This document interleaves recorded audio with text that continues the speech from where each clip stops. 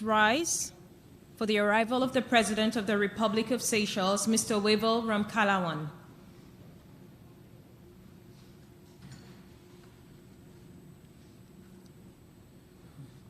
Please remain standing for the national anthem.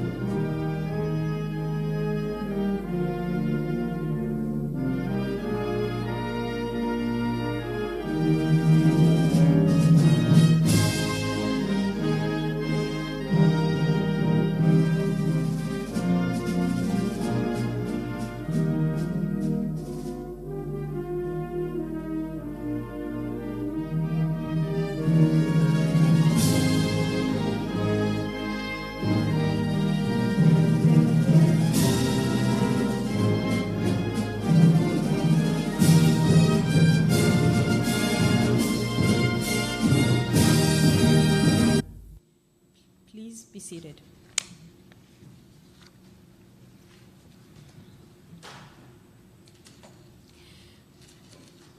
President of the Republic of Seychelles, Mr. Wewel Ramkalawan.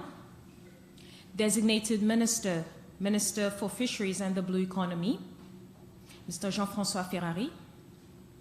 Members of the Diplomatic Corps, members of the National Assembly, Auditor General, Principal Secretaries, Chief Executive Officers, members of the International Secretariat of the Fisheries Transparency Initiative, distinguished guests, ladies and gentlemen, good morning.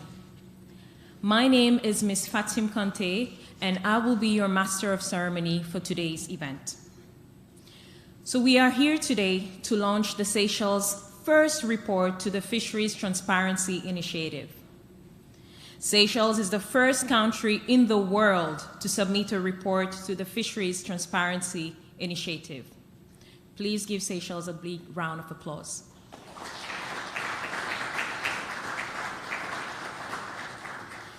Today's launch forum is also being live streamed on YouTube.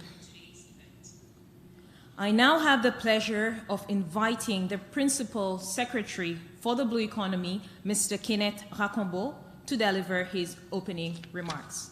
Mr. Rakombo.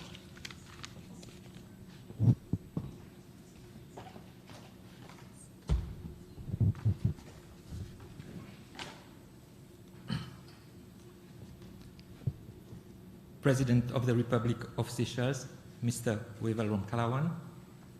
Designated Minister and Minister for Fisheries and the Blue Economy, Mr. Jean-François Ferrari.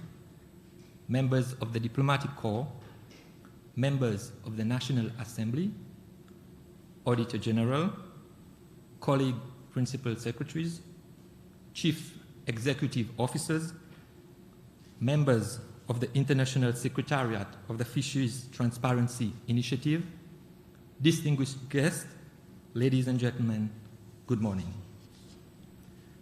I am honored to welcome you to this initiative, this historic event, which is the launch of our very first Fisheries Transparency Initiative report.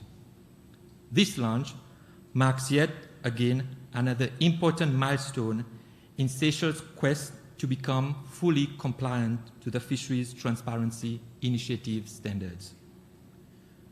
To be reminded is that Seychelles demonstrated firm commitment towards the FiTI initiative in 2018 and pledged to host its international secretariat. Distinguished participants, the importance of such an initiative in our fisheries sector is lucid. For whilst fisheries bears immense significance for us as a country, such that is regarded as one of our main economic pillars, the sustainability of this sector is largely dependent on our adherence to strong and efficient governance principles such as transparency and accountability. This, therefore, accentuates the congruence between the fisheries sector, the FiTI initiative, and the blue economy. Ladies and gentlemen, as some of you might be aware, the word sustainability is at the core of the blue economy principle. Though, to be mindful is that the word sustainability often represents different things to different people. However, in the context of the blue economy, it basically embodies an aspiration to make economic activities last and prosper in the coming years through means of innovative transformation that yields socio-economic gains at very minimal cost to the natural environment. Thus, it essentially entails finding a healthy balance between environment protection and socio-economic progression. Therefore, FiTI is instrumental to blue economy endeavors, since the promotion of increased transparency and accountability in the fisheries sector is conducive to its transition to sustainable fisheries. This is why the Department of the Blue Economy has been at the forefront of this ongoing process to bring transparency in Seychelles' fisheries sector, and it's also why we will continuously support as well as advocate for this initiative at the national and regional levels. Distinguished participants, it is to be noted that the purpose of this report was to identify key status information in the fisheries sector, to assess the level of compliance within the fisheries sector in Seychelles against the FiTI standard, and to provide recommendation on how access to information can be improved. Like many of you will agree, it is unacceptable to contemplate the result of a report, but to refrain from taking actions. We need action, ladies and gentlemen. We need discussions and forums to make sure that we are continuously doing the most to address the impacts of illegal fishing, overfishing, weak governance frameworks, and corruption that affect marine resources and fisheries sector in general. Effectively, I would like to encourage and invite our participants to take part in this live event entitled Fisheries in Seychelles, an underappreciated sector, which will take place in the second half of this report launch.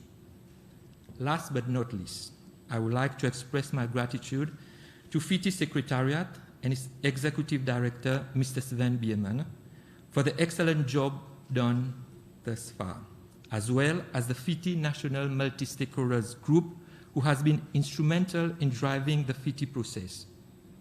Moreover, I would like to call on all stakeholders in the fisheries sector for their continued support to this initiative and fervent participation in the process, which are the critical ingredients to the successful implementation of FiTI in Seychelles. Distinguished participants, to conclude, I would like to thank the organization team, as well as everyone who contributed one way or another to make the launch of this report possible. I hope that all participants in this event do their utmost to participate and share experiences, expertise, and ideas that will support the cause. That is, to increase transparency in the fisheries sector. With that, I wish you all a fruitful deliberation and eagerly look forward to the progression of this event. Thank you for your attention.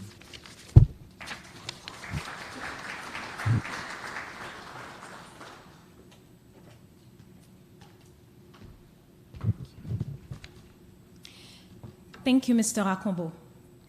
Let us now welcome Mr. Sven Bierman, the Executive Director of the International Secretariat of the Fisheries Transparency Initiative, to deliver his opening remarks.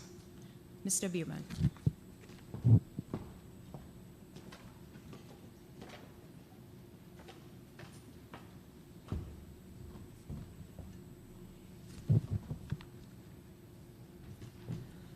President of the Republic of Seychelles, Mr. Wever Ramkalawan, Designated Minister and Minister for Fisheries and Blue Economy, Mr. Jean-François Ferrari, members of the Diplomatic Corps, members of the National Assembly, Auditor General, Principal Secretaries, Chief Executive Officers, my dear colleagues from the Fisheries Transparency Initiative, distinguished guests here in the room and live joining us on YouTube. Ladies and gentlemen, good morning. When you start an ambitious long-term endeavor, like building a house for your family, running for presidency, or starting a global voluntary initiative, you not only need a lot of patience and endurance, you also typically have one particular day in mind that you want to reach in the far distant future, where you've achieved your first major milestone. Today is such a day. As was outlined already, Seychelles is now the first country in the world that has conducted a comprehensive assessment on the levels of transparency in its marine fishery sectors. And while that is already a remarkable achievement, in particular given what COVID-19 brought challenges upon all of us, the process of how this first report was put together is even more noteworthy. Transparency needs trust to be effective. And that means the public information needs to be seen as fair, unbiased, and not serving a political agenda or certain business interests. This is why the Fisheries Transparency Initiative is set up as a multi-stakeholder partnership, where all those that hold a stake in fisheries collaborate together. So this is an important aspect. I want to make this very clear. This report that we're celebrating here today was not produced by us from the Fisheries Transparency Initiative, but instead through a collective effort of a group of representatives from the Seychelles government, the industrial and small-scale fishing industry, and civil society. This group assessed the level of public information on Seychelles' fishery sector and also jointly provided a number of recommendations on how to further improve transparency in the sector. This will not only help to understand better what information is available on a number of key aspects in fisheries, and we will learn about this further on during the day, but it will also help to reduce certain controversies within Seychelles' fishery sector, which are often stemming from rumors or even misinformation. The report is therefore a remarkable achievement and demonstrates once again Seychelles' leadership in sustainable oceans governance on a global scale.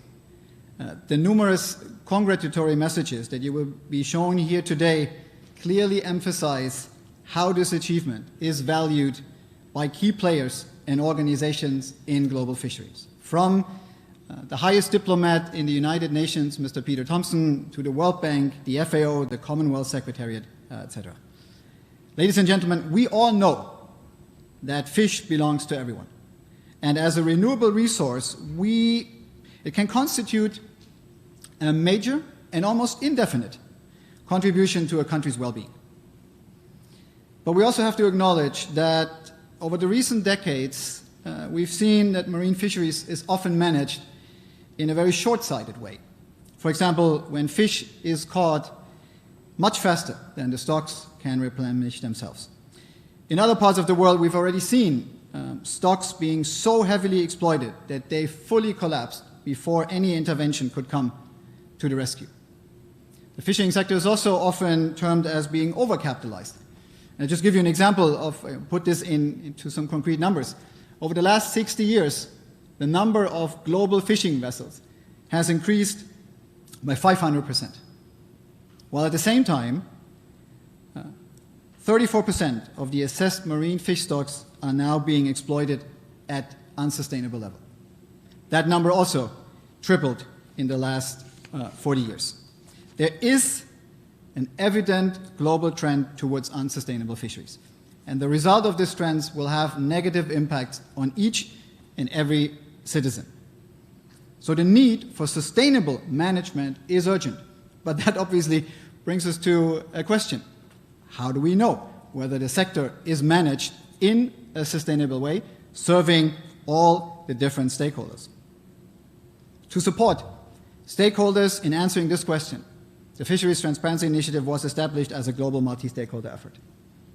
Under the leadership of the FiTI's first chair, Peter Eigen, a global framework offering guidance to governments, businesses, and civil society on how to increase transparency in marine fisheries was determined over a course of a 2-year global consultation process. This framework, known as the FiTI Standard, was approved in April 2017, and it still is the only global framework that is doing so. The rationale behind the FiTI was, and still is very clear. Greater transparency in the fishery sector enhances the quality and credibility of decision-making by governments. It also strengthens the ability of the stakeholders to participate in important discussions, but also to exercise oversight, which is a key aspect for a healthy democracy. Transparency in fisheries also meets growing demands from markets, from investors, and it raises the awareness of the sector's various contributions. And I'm very much looking forward to the session later on during the day. This is why transparency is not a technical exercise where you just tick the boxes. It's not a nice to have, but it's instead the foundation for ensuring that fisheries are managed in a way that it balances on the one side the sector's contribution to income, trade, employment, food and nutrition security, while at the same time conserves marine biodiversity for future generations. Excellency, President Ramkalawan, ladies and gentlemen, on behalf of all of us promoting and already implementing the Fisheries Transparency Initiative across the globe, thank you very much for your commitment to this initiative. On a day like this, the hard work and the preparation of all those who have made this possible should be recognized. But thanking all the individuals from the past and the present administrations, as well as the colleagues from the Ministry of Fisheries, Blue Economy Department, the National Multi-Stakeholder Group, the Seychelles Fishing Authority, would unfortunately, take too long, and I'm sure I'm going to forget some of them. So this report was truly a collective effort, and we are very grateful for all your contributions. But at the beginning of such a bold endeavor, a lot depends on the personal conviction of those involved early on. So do allow me to give one particular thank you to Mr. Philippe Michaud, who is not only the chair of the National Multi-Stakeholder Group here in Seychelles, but also served from the beginning as a member of the FiTI International Board. Philippe, thank you very much for your guidance and your contribution. Ladies and gentlemen, let me conclude my brief remarks by saying something that I always say at these occasions, and that is transparency is like a two-sided coin. We are here today to celebrate the first side, the supply side, the increase of government information in the public domain. But there also needs to be a demand side. Therefore, the impact of the Fisheries Transparency Initiative does not lie in the act of just publishing information on a government website. It relies on how this information is requested, is understood, and used by all those concerned. So I'm echoing my former speaker's remarks when I'm calling upon the citizens of this great ocean state, the media, the civil society organizations, the youth, to get engaged and start knowing and appreciating your fisheries sector more. The demand side also relies on the willingness of the decision makers to listen to the ideas and concerns of the various stakeholders. Seychelles has already demonstrated a commitment to an open and inclusive government, for example, through its membership at the Open Government Partnership. And your presence here today, Mr. President, is a testament to your government's ongoing commitment to further championing the core principles of transparency and participation in Seychelles fisheries, as well as in the overall wider blue economy. Ladies and gentlemen, we from the Fisheries Transparency Initiative look very much forward to continue working with you and to advance transparency in fisheries here in Seychelles, and to ensure that others around the world are equally inspired by Seychelles' outstanding leadership. Thank you very much.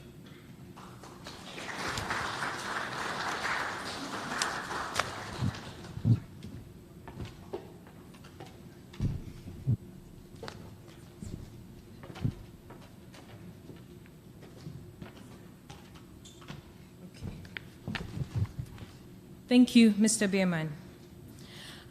I now invite you to view a brief introductory video explaining what the Fisheries Transparency Initiative is all about and why transparency is so important for sustainable fisheries.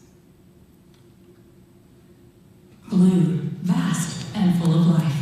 Our ocean is an awe-inspiring wonder. It feeds us, connects us, regulates the climate, and powers livelihoods and economies for billions of people around the planet. Yet, our ocean faces threats from climate change, pollution, and overexploitation. According to the UN FAO, over 1/3 of assessed marine fish stocks are being exploited at unsustainable levels. It tripled in 40 years. If this trend continues, it will affect livelihoods, food security, economies, and more. Let's be clear, our fish stocks can be managed sustainably so that we all benefit from the ocean. But to achieve sustainable fisheries, public availability of information is critical. Yet even today, in the age of information, there's a lot of doubt and even secrecy about what's happening in the fisheries sector. Our fisheries suffer from a lack of transparency. We need to know, what is the status of fish stocks? How much is being caught? By whom? How much is paid for the right to fish? Greater transparency in fisheries allows for more informed decision-making by governments and the opportunity for other actors to participate and exercise oversight. It also increases the attention given to other groups in the industry who may have otherwise been marginalized. And it provides the entire sector with more visibility in national conversations. Greater transparency can also work to prevent corruption and other illicit activities such as illegal, unreported, and unregulated fishing. And access to credible data prevents misinformation and rumors. Currently, data that is publicly available is too often incomplete, outdated, or too complicated. You should not need a doctoral degree to understand what is going on in your fisheries sector. That is where the Fisheries Transparency Initiative, or FiTI, comes in. FiTI is a global effort to help countries achieve and maintain transparency in their fisheries sector. Countries that join FiTI gain access to tools to enhance transparency by embracing the FiTI standards, the only global framework that defines which information on fisheries management should be published online by public authorities. Transparency is an essential first step in ensuring that our ocean and fisheries remain a source of income, sustenance, recreation, and deep wonder for generations and years to come.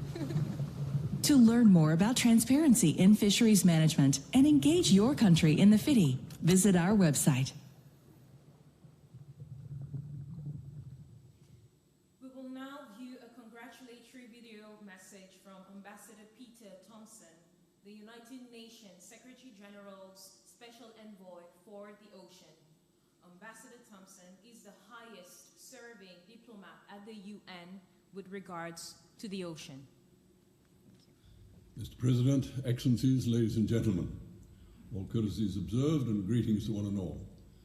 I trust that you and your loved ones are safe and well during these trying times. I'd like to put my words to you today within the context of the times in which we are living.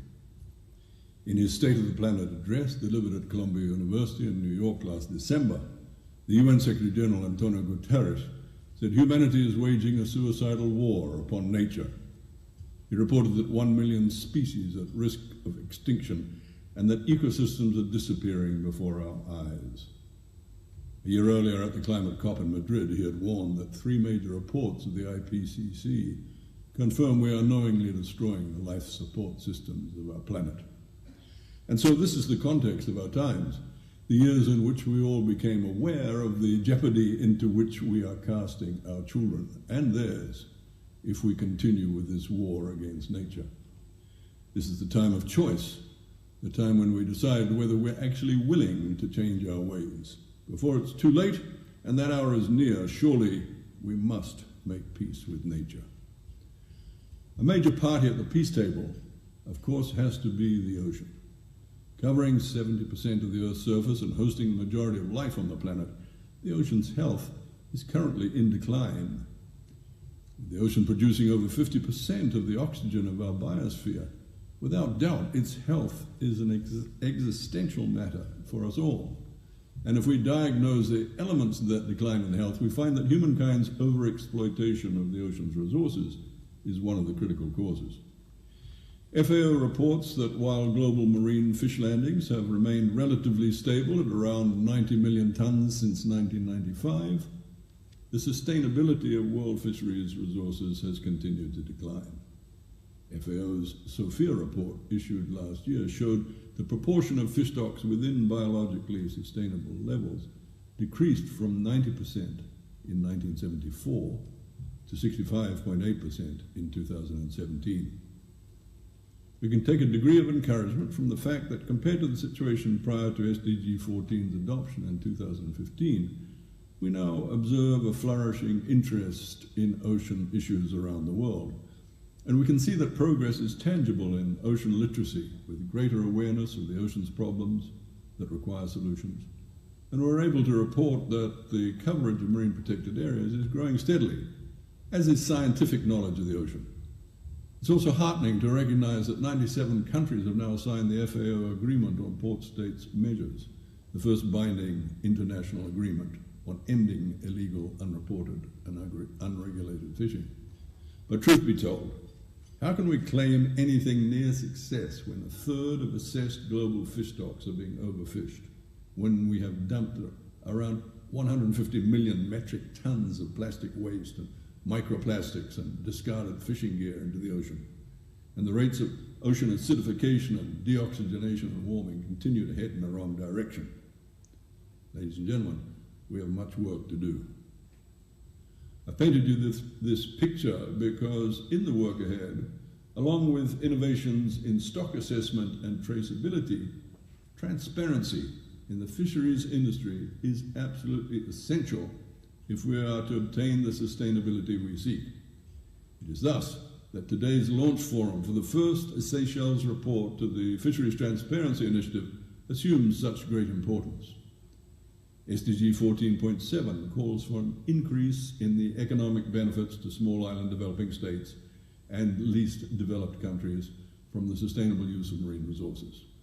To attain this target, effective fisheries management, support, and transparent government initiatives, better access to information, and the implementation of new technologies are critical to increasing the contribution of sustainable fisheries to GDP, particularly in countries where fisheries are central for local economies and food security. Sustainable fisheries worldwide needs transparency. So I turn again to today's submission of the Seychelles report to the Fisheries Transparency Initiative as a step in the right direction, well worthy of global attention. I'll conclude my remarks now, but not before thanking you, the leadership of Seychelles, past and present, and conveying my respect and gratitude to the government and people of Seychelles for the outstanding example that you have set in the implementation of marine protected areas, blue finance, and the sustainable blue economy. These are vital components of SDG 14, our universally agreed goal of conserving and sustainably using the ocean's resources. That admiring world looks to you for further inspiration and good practice in the direction of SDG 14's attainment. Mr. President, Excellencies, ladies and gentlemen, I thank you for the honor of addressing you at today's event.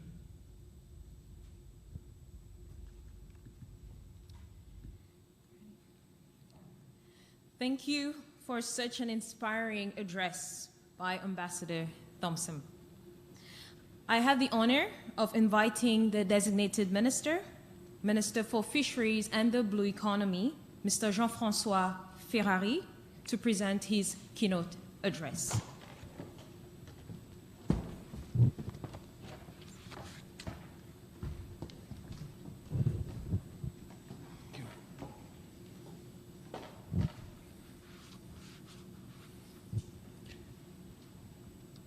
President of the Republic of Seychelles, Mr. Wevel Romkalawan, members of the Diplomatic Corps, members of the National Assembly, Auditor General, Principal Secretaries, CEOs, members of the International Secretariat of the Fisheries Transparency Initiative, distinguished guests, ladies and gentlemen, I bid you good morning.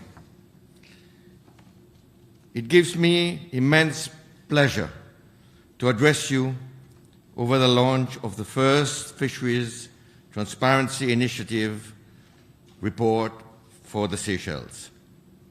Today, as a government, we break new ground in demonstrating our commitment to good governance, the establishment of responsive, inclusive institutions that are attentive to the concerns and interests of all our stakeholders, especially the citizens of Seychelles and the citizens of the world.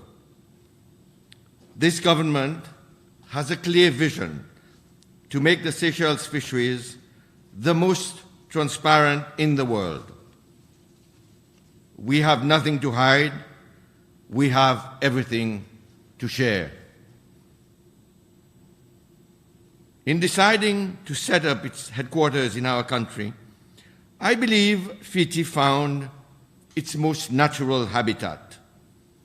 Amid the blue turquoise waters of the Seychelles, and in a country that believes in doing things well, a country that has chosen to respect the environment, and a team at the Department of the Blue Economy that is fully dedicated to working tirelessly towards the goals of economic and environmental sustainability. We are indeed very honored to have been recognized and chosen. Ladies and gentlemen, Mr. President, since the inauguration, October last, of you being elected as head of state of this country, the fisheries sector has witnessed major institutional operational reforms. Seychelles' accession to the Transparency Initiative in the fisheries sector is but one part of this overall context of change, designed to improve the quality of governance and the best practices in promoting dialogue between state and its citizens. By publishing this report, the government is not only fulfilling an international commitment, but also providing a valuable instrument for constructive dialogue with all partners, in the knowledge that this will define and support important reforms in the fisheries sector. To that effect, I wish to congratulate the members of the National FiTI Multi-Stakeholder Group Committee, as well as the National Secretariat, for the outstanding work done so far. Mr. Chair of the FiTI National Committee, on behalf of government, I welcome the contents of the 2019 FiTI report for Seychelles. I take this opportunity to congratulate the members of the FiTI National Multi-Stakeholder Group Committee for the efforts in preparing and delivering this first FiTI report. The report features the regular publication of payments and revenues, a practice adopted by private companies, member states, and candidate countries, the latter of which Seychelles proudly forms part. Reporting and transparency, ladies and gentlemen, in all resource management have become an important requirement for most countries, and Seychelles should not be and is not an exception. This is a tool for future development, and it must be our guiding principle to share. Lost the microphone? I'll speak. There we go. This is a tool for future development, and it must be our guiding principle to share all data and all information on our resources with all stakeholders. And when I mention stakeholders, I think of the people of this country, friends of the fisheries industry, friends of the blue economy, but also our critics, who are very important. They are steadfastly fighting and advocating for better rules and better practices in this important industry, so I would like to recognize them. Civil society and people in resource-rich countries, such as ours, are interested in the regular publication of such a report. The release of this first report, under the auspices of this current government, comes at a perfect moment. I really hope that this document will inspire all stakeholders and partners. Ladies and gentlemen, our administration, as we know, has been very active in meeting the expectations of the FiTI National Committee. However, in the words of the report compiler, efforts still remain to be made to build more open information systems. I therefore urge companies or organizations selected within the FiTI report scope to cooperate fully with the National Committee by submitting their declarations according to the terms defined by the FiTI standard. This is a minimum requirement that most fishing companies, and you are well represented in this room today, most fishing companies need to comply with when operating under certain jurisdictions. You cannot, therefore, evade either the declaration or the certification of those same statements. Therefore, I make a special appeal to all agents of Seychelles-based fishing companies to take all the steps to support the Seychelles in its effort to achieve fully compliant country status. This should be our guiding light for the months and the years ahead. Ladies and gentlemen, Mr. President, your government, the Seychelles government, reiterates to the National Committee its full commitment and readiness to make and take the necessary measures to implement and follow up on the recommendations of this report. Your presence, Mr. President, amongst us today underscores this deep and sincere national commitment. In conclusion, I wish all present a fruitful and productive deliberation and hope that the exchanges that will emerge from the launch of the FiTI 2019 report will help us successfully implement the recommendations laid out in the report.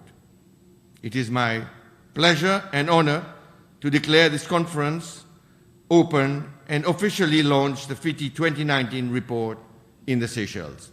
I thank you.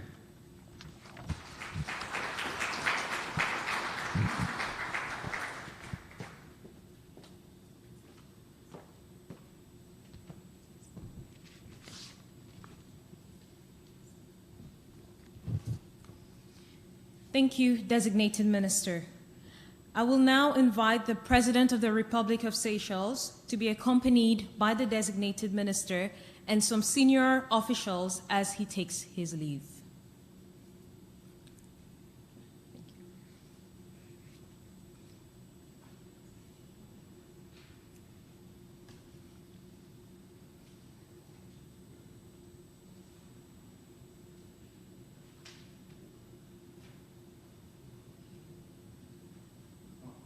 Thank you.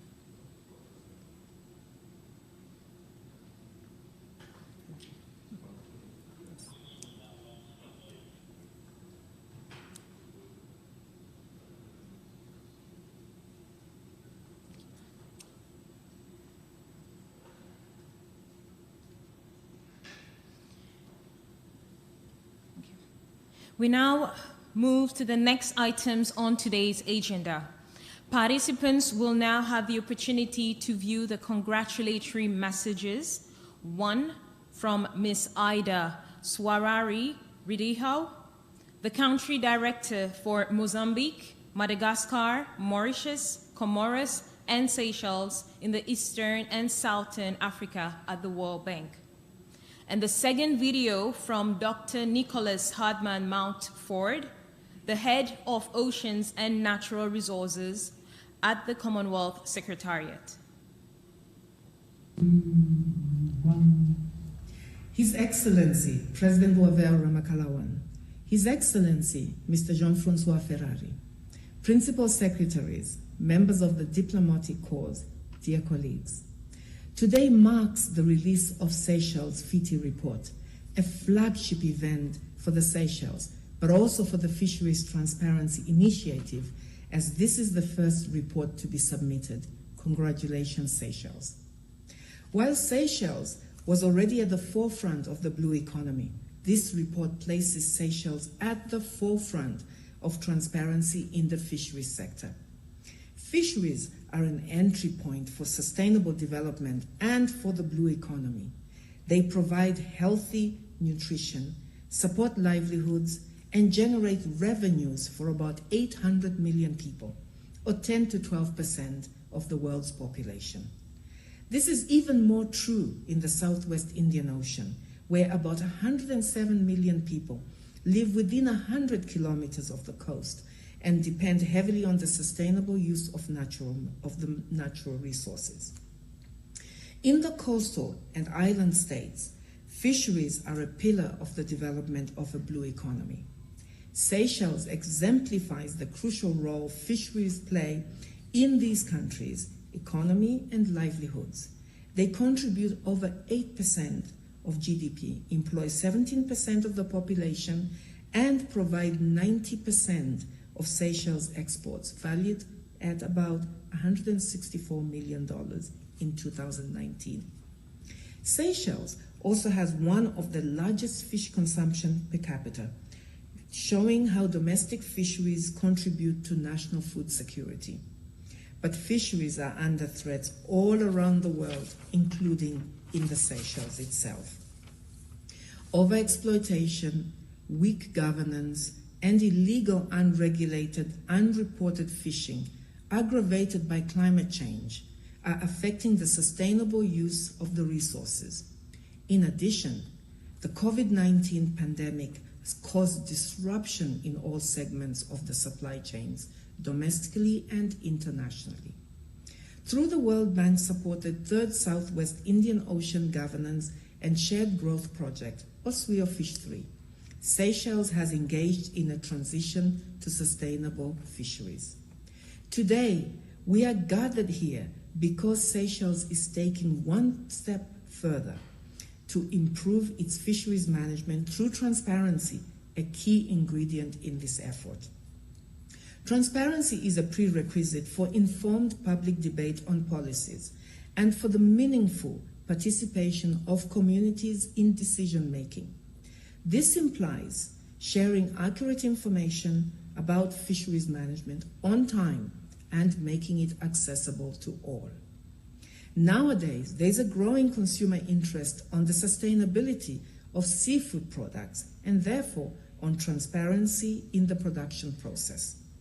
We do have proof that all actors benefit from increased transparency: fishing communities, investors, retailers, private companies, and partner countries engaged in fishing agreements all gain from it.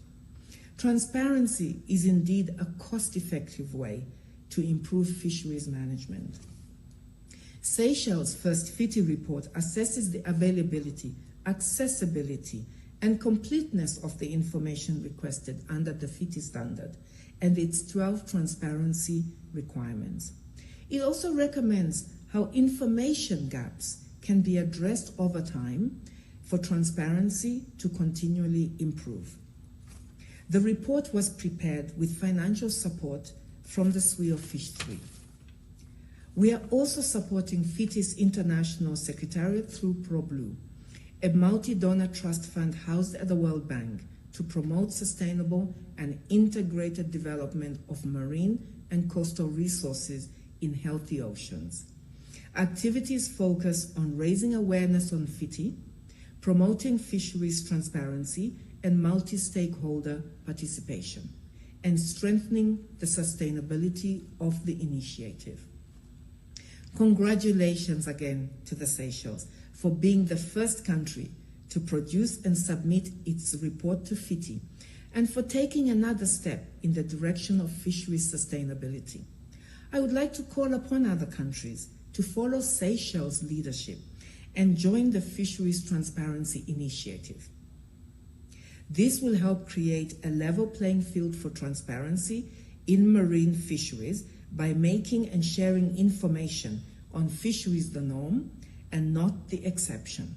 We look forward to continuing with Seychelles and countries around the world to increase the level of transparency in marine fisheries. Congratulations again to Seychelles, and thank you. Good morning, Your Excellency, Mr. President, Ambassador Thompson, and distinguished delegates. On behalf of the Commonwealth Secretariat, it is my pleasure to congratulate the Republic of Seychelles on the occasion of the publication of the country's first report for the Fisheries Transparency Initiative. It is fitting that Seychelles, home to the FiTI Secretariat, is submitting the first FiTI country report. My sincere congratulations to the Seychelles, and in particular Honourable Minister for Fisheries, Jean-Francois Ferrari, and his team on this fantastic achievement. Transparency is a key pillar of good governance, and the Seychelles is once again leading the world in implementing good governance for a sustainable blue economy. Upon validation of their report, the Seychelles will become the first recognised FiTI-compliant country. Seychelles' strong advocacy for the FiTI's endeavours to establish a global standard for fisheries information for more transparent decision-making continues to reflect this ambition. We are all living in uncertain times. The challenges over the past year, instigated by the COVID-19 pandemic, have reinforced how connected and mutually reliant we all are. In particular, many of the environmental problems we face transcend national boundaries and interests, necessitating a coordinated global effort. According to the FAO's latest report on the state of world fisheries and aquaculture, launched in 2020, more than 34% of global fish stocks are already fished at biologically unsustainable levels. Within the Commonwealth, 47 of our 54 member countries have a marine coastline, and fish and fisheries play a crucial role in nutrition, employment, and culture. Fisheries contribute over 23.7 million jobs across the Commonwealth, mostly within the coastal sector, and average consumption of fish in the Commonwealth is more than 40% higher than the global average, at 28 kilograms per person per year. Therefore, it is our collective responsibility to manage fisheries responsibly on behalf of our citizens. The understanding of the need for mutual collaboration and the true spirit of sharing of experiences and expertise is what makes the Commonwealth a unique institution. This is precisely why the Commonwealth Heads of Government came together in 2018 around a historic agreement, the Commonwealth Blue Charter. Based on the principles of the Commonwealth, the Blue Charter applies the values and aspirations that unite us to the governance of the ocean. To date, 15 countries have stepped forward to lead 10 action groups, reflecting the most pressing priorities for our members. Seychelles is champion of the action group on marine protected areas. I'm hopeful that Seychelles will continue to generously share its experiences with other countries through the FiTI process. The Commonwealth Secretariat will be pleased to engage further in this process, aligning with the Blue Charter's Sustainable Coastal Fisheries Action Group. The 7 FiTI principles illustrate how good governance can be beneficial for people and business alike. At its core is Principle 4. Transparency is essential for responsible fisheries, as it can stimulate an active demand for accountability, contributing to improved decision-making in fisheries management. In other words, transparency is not an end, but is the beginning of a chain that ends with better fisheries management on the one hand and better compliance on the other. I'm hopeful that this will be the start of informed public debates on fisheries policies to support the long-term contribution of the sector to national economies and the well-being of citizens that depend on a sustainable and healthy marine environment. Once again, my congratulations to the Seychelles on the publication of the country's first report to FiTI, and we look forward to continuing to partner with you on this journey. Thank you. Thank you for the lovely messages provided by Dr. Padman Mountford and Ms. Swarari. We will now proceed with the presentation of the results from the Seychelles FiTI report by welcoming Mr. Philippe Michaud from the Department of the Blue Economy and also the Seychelles FiTI National Lead, Mr. Selwyn Edmond, the General Manager at Seaward Company Limited, which is a local shipping agency representing the large-scale industry in Seychelles. Then we have Mr. Cyril Bonlam, the Vice Chairman at Transparency Initiative Seychelles, which is the Seychelles chapter of Transparency Initiative International, a global anti-corruption civil society organization. So these three people are representing the three stakeholder groups from the government, business, and civil society. Mr. Michaud.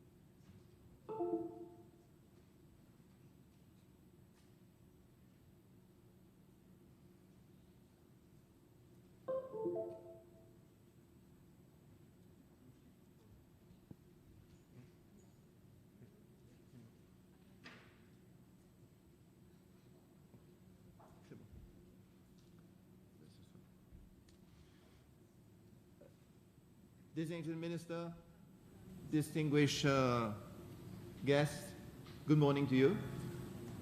I will be the first to present the report as FiTI Chair, and I'm very pleased and honored to have my other colleagues who represent the business and civil society.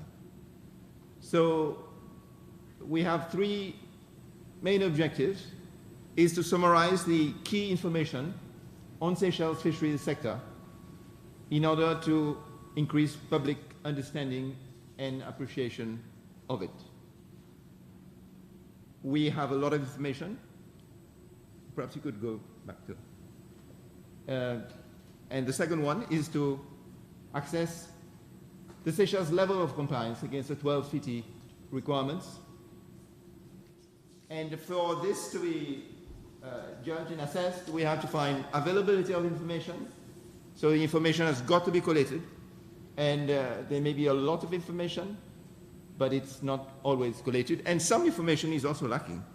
Accessibility, so it's got to be freely available. It's got to be easily accessible. And completeness. So these are quite elementary. And thirdly is to provide recommendations to government, to the Seychelles national authorities on how this information can be further improved. The report itself is not to judge. It just says, look guys, there are certain gaps, and these gaps have to be, we have to work on it. We have to have this dialogue with the civil society, business, and different aspects of different sectors of government. Because government is quite a wide-ranging body. You can turn. So we have this report has been produced by the Seychelles National Multi-Stakeholder Group, a group of 12 members representing government, business, and civil society. So government, you need to have the principal secretary of fisheries, and we have also 2 members from the National Assembly, one representing the government in power and the other one the opposition. We had Honorable Chantal Gisner, and we have Honorable Philippe Monti, and previously we had Mr. Fonseca, who is now Minister, and the business representatives, well, Mr. Keith Andre of the FBOA, Mr. Bentley from the processing sector, and Mr. Elmore, the industrial tuna purseners, and Mr. Green, who represents the fishermen from Pralin.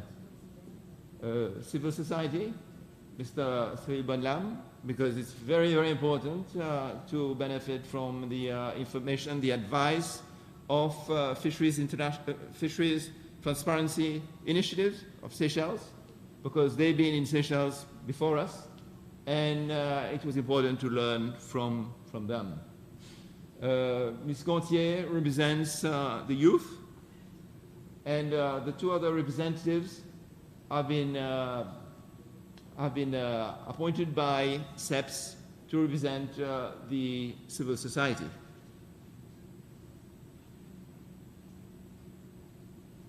So the core characteristics of the FiTI report is, the first one is that FiTI does not expect countries to have complete data. It's just impossible. I suppose no country in the world has the complete data as such. And but it is a process. It's a process to improve, to get better data, more complete data. So the Seychelles first FiTI report is not an end in itself. It is an opportunity to take stock against the 12 recognized transparency requirements and to start a conversation with the stakeholders. This is a big challenge. We need to have this constant dialogue with the stakeholders, and the stakeholders are quite wide-ranging. The report does not substitute or duplicate existing efforts by national authorities, such as the Seychelles Fishing Authority annual report or its fisheries statistics. As a matter of fact, it is good and necessary that you have these national reports, because by having these national reports, the FiTI report simply refers to them, and it makes it slimmer and more easily understandable and digestible. So, and finally, we have the impact of the FiTI report depends on how this information is used and on the willingness of the decision makers to listen to the ideas and concern of stakeholders on how marine fisheries should be managed. As a matter of fact, since we've started this process, with the report compiler, Dr. Bijou, we have seen a lot of progress. A lot of information is now readily available on the SFA website, for example, and I think this would have happened eventually, but I think it sort of speeded the process and helped quite a lot. Now, there are recommendations, and now these recommendations have got to be implemented by government, by the business, by civil society, and that's it. So now I will ask Mr. Selwyn-Edmond, who represents the purse sinners, to continue this presentation. Thank you.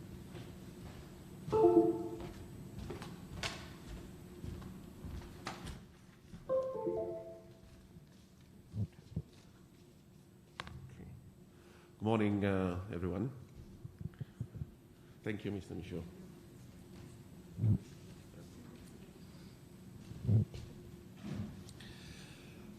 It is an honor for me to participate in the presentation of this first FiTI report.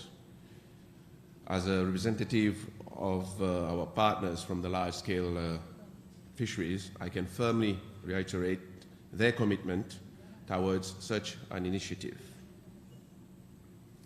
I also thank my colleagues from the industrial fishery who have participated and contributed towards this report.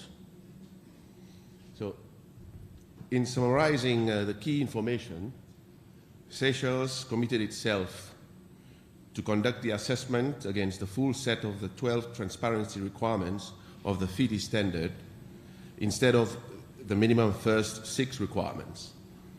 This report serves to increase the public understanding and participation.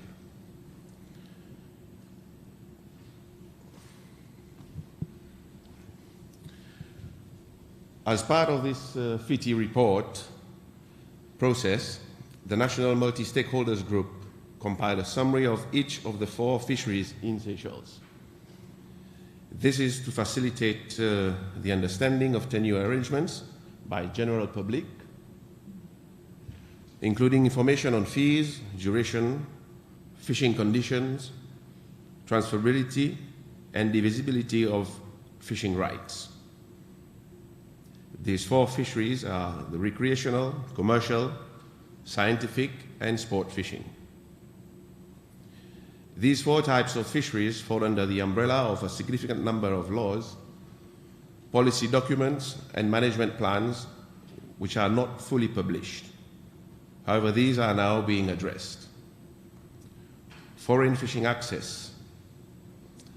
Provide fishing opportunities in return for payments or investments, and usually set out the conditions that regulate fishing activities.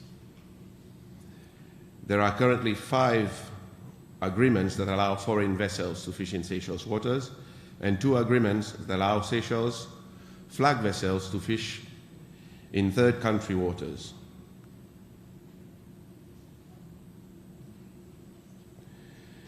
It is observed that not all of these agreements or instruments were publicly available nor published in a structured and accessible manner, leading to the often misinformed public debates concerning these foreign access agreements. Due to the FiTI reporting process, the recently relaunched SFA website now publishes some of these instruments. The report, however, further recommends that the publication of all related instruments. And it is equally important to continually evaluate these agreements, and the involvement of national stakeholders is of primary importance.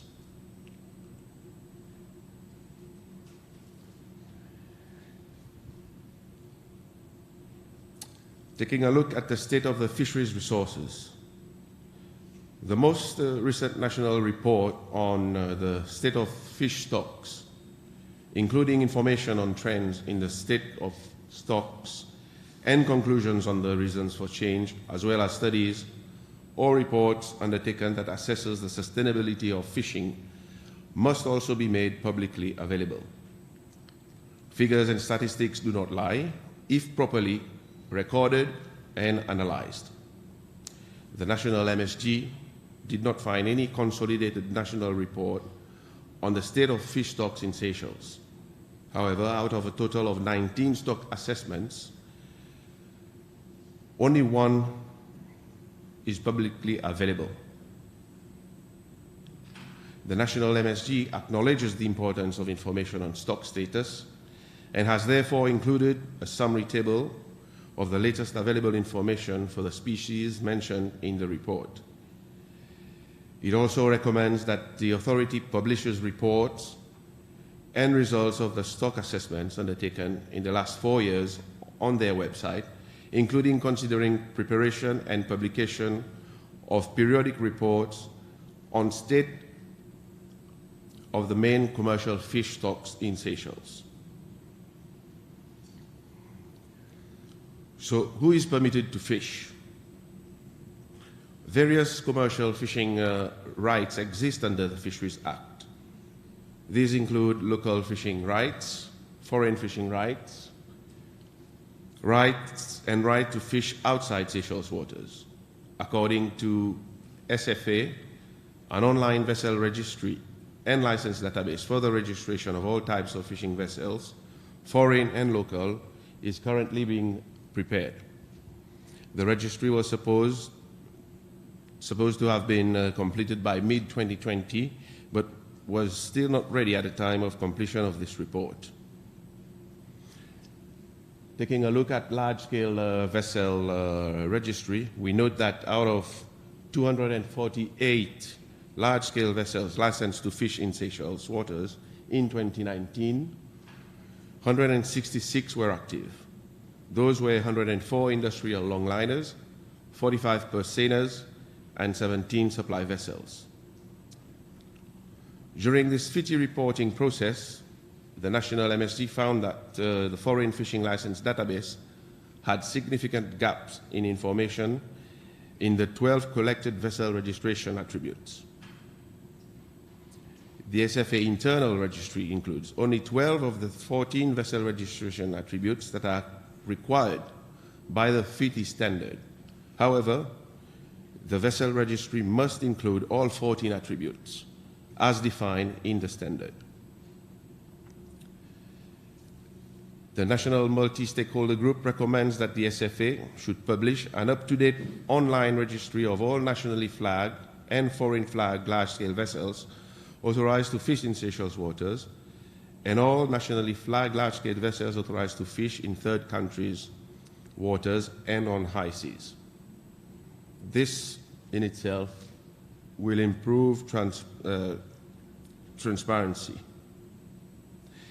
The economic importance of fisheries and its significance for Seychelles is translated not only through socio-economical benefits, but also through direct payments of access rights, through licenses, excess catch, and other fisheries-related revenues. For example, the government of Seychelles has not published online any information on payments made by large-scale fishing vessels for the year 2019. This information is, however, collated by SFA and is kept in an accounting software or on physical files.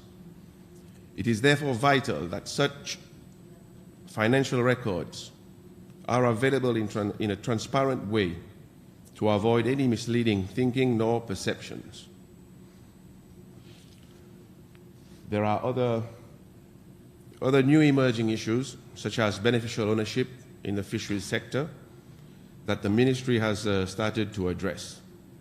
As a general remark, the national MSG emphasizes that while by the end of 2019, Seychelles did not have a legal basis and definition for beneficial ownership, such a legal basis is now established in 2020 with the promulgation of the Beneficial Ownership Act 2020 and Beneficial Ownership Regulations 2020.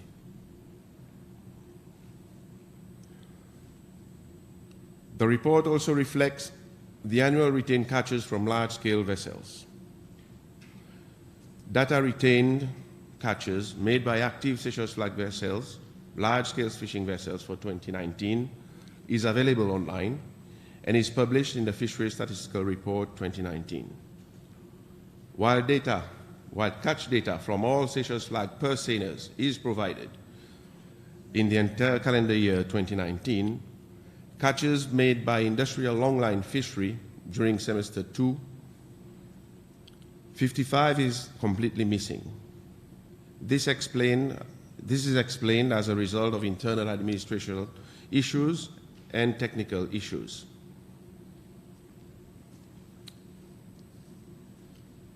Retained catches made by active foreign flag large-scale fishing vessels for 2019 is also available. However, the published retained catch data for foreign flag longline fishery is again incomplete.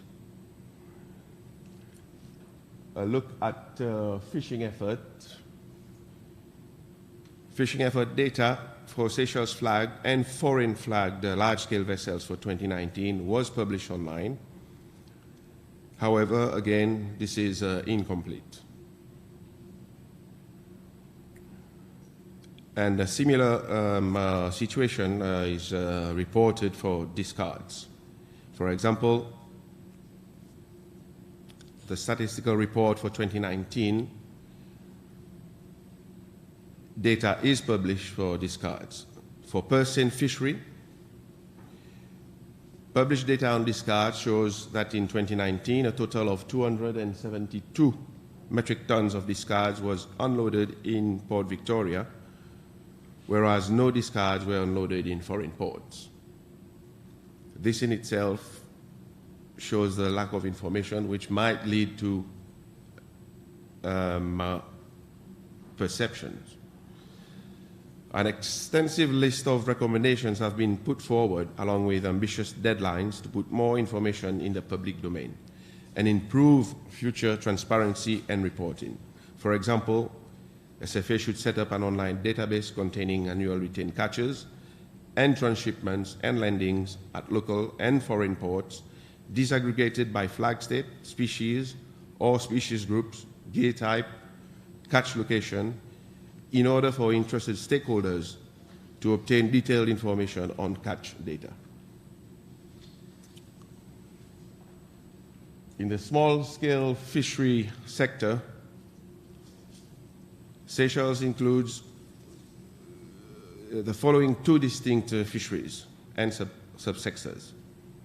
The artisanal fishery, which comprises all domestic fisheries, including boats ranging in length from 4 to 15 meters.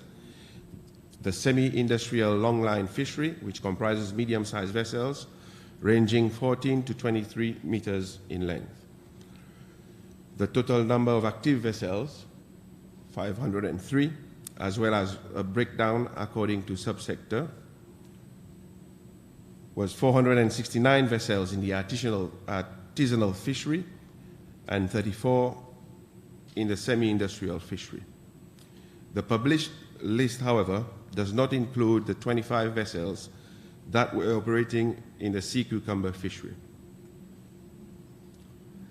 The government of Seychelles has not published any information in 2019, apart from the restricted access lobster fishery and now also sea cucumber as part of this FiTI report. The list of small-scale fishing vessels and their license, 203 in total, with validity for the year 2019, was published on the SFA website during the FiTI report preparation process. With regards to payments, payment information from small-scale fisheries sector is collated by SFA, but not published for 2019. SFA informed the NMSG that a sum of 543,000 Seychelles rupees was collected as small-scale fisheries license payments for the year 2019. In regards to catches, such information is published in the fisheries report. Similar to the number of vessels, this information cannot be seen as fully complete due to identical gaps. In regards to post-harvest sector and fish trade, the NMSG recommends that, given the paramount importance of fish trade for Seychelles, the Ministry and the authority needs to ensure that annual information on the quantity of fish imports, exports, production, as well as information on disaggregated species is published in a timely manner and online. In concluding, we summarize that the availability of information in most parts, plus data, were available, however, not easily accessible, as some were not publicly published. The initial list of recommendations made by the National Multi-Stakeholders Group in this first FiTI report are relevant, ambitious, and if applied positively by all relevant stakeholders, will ensure the achievement of the objectives of the initiative for the fisheries sector. Thank you.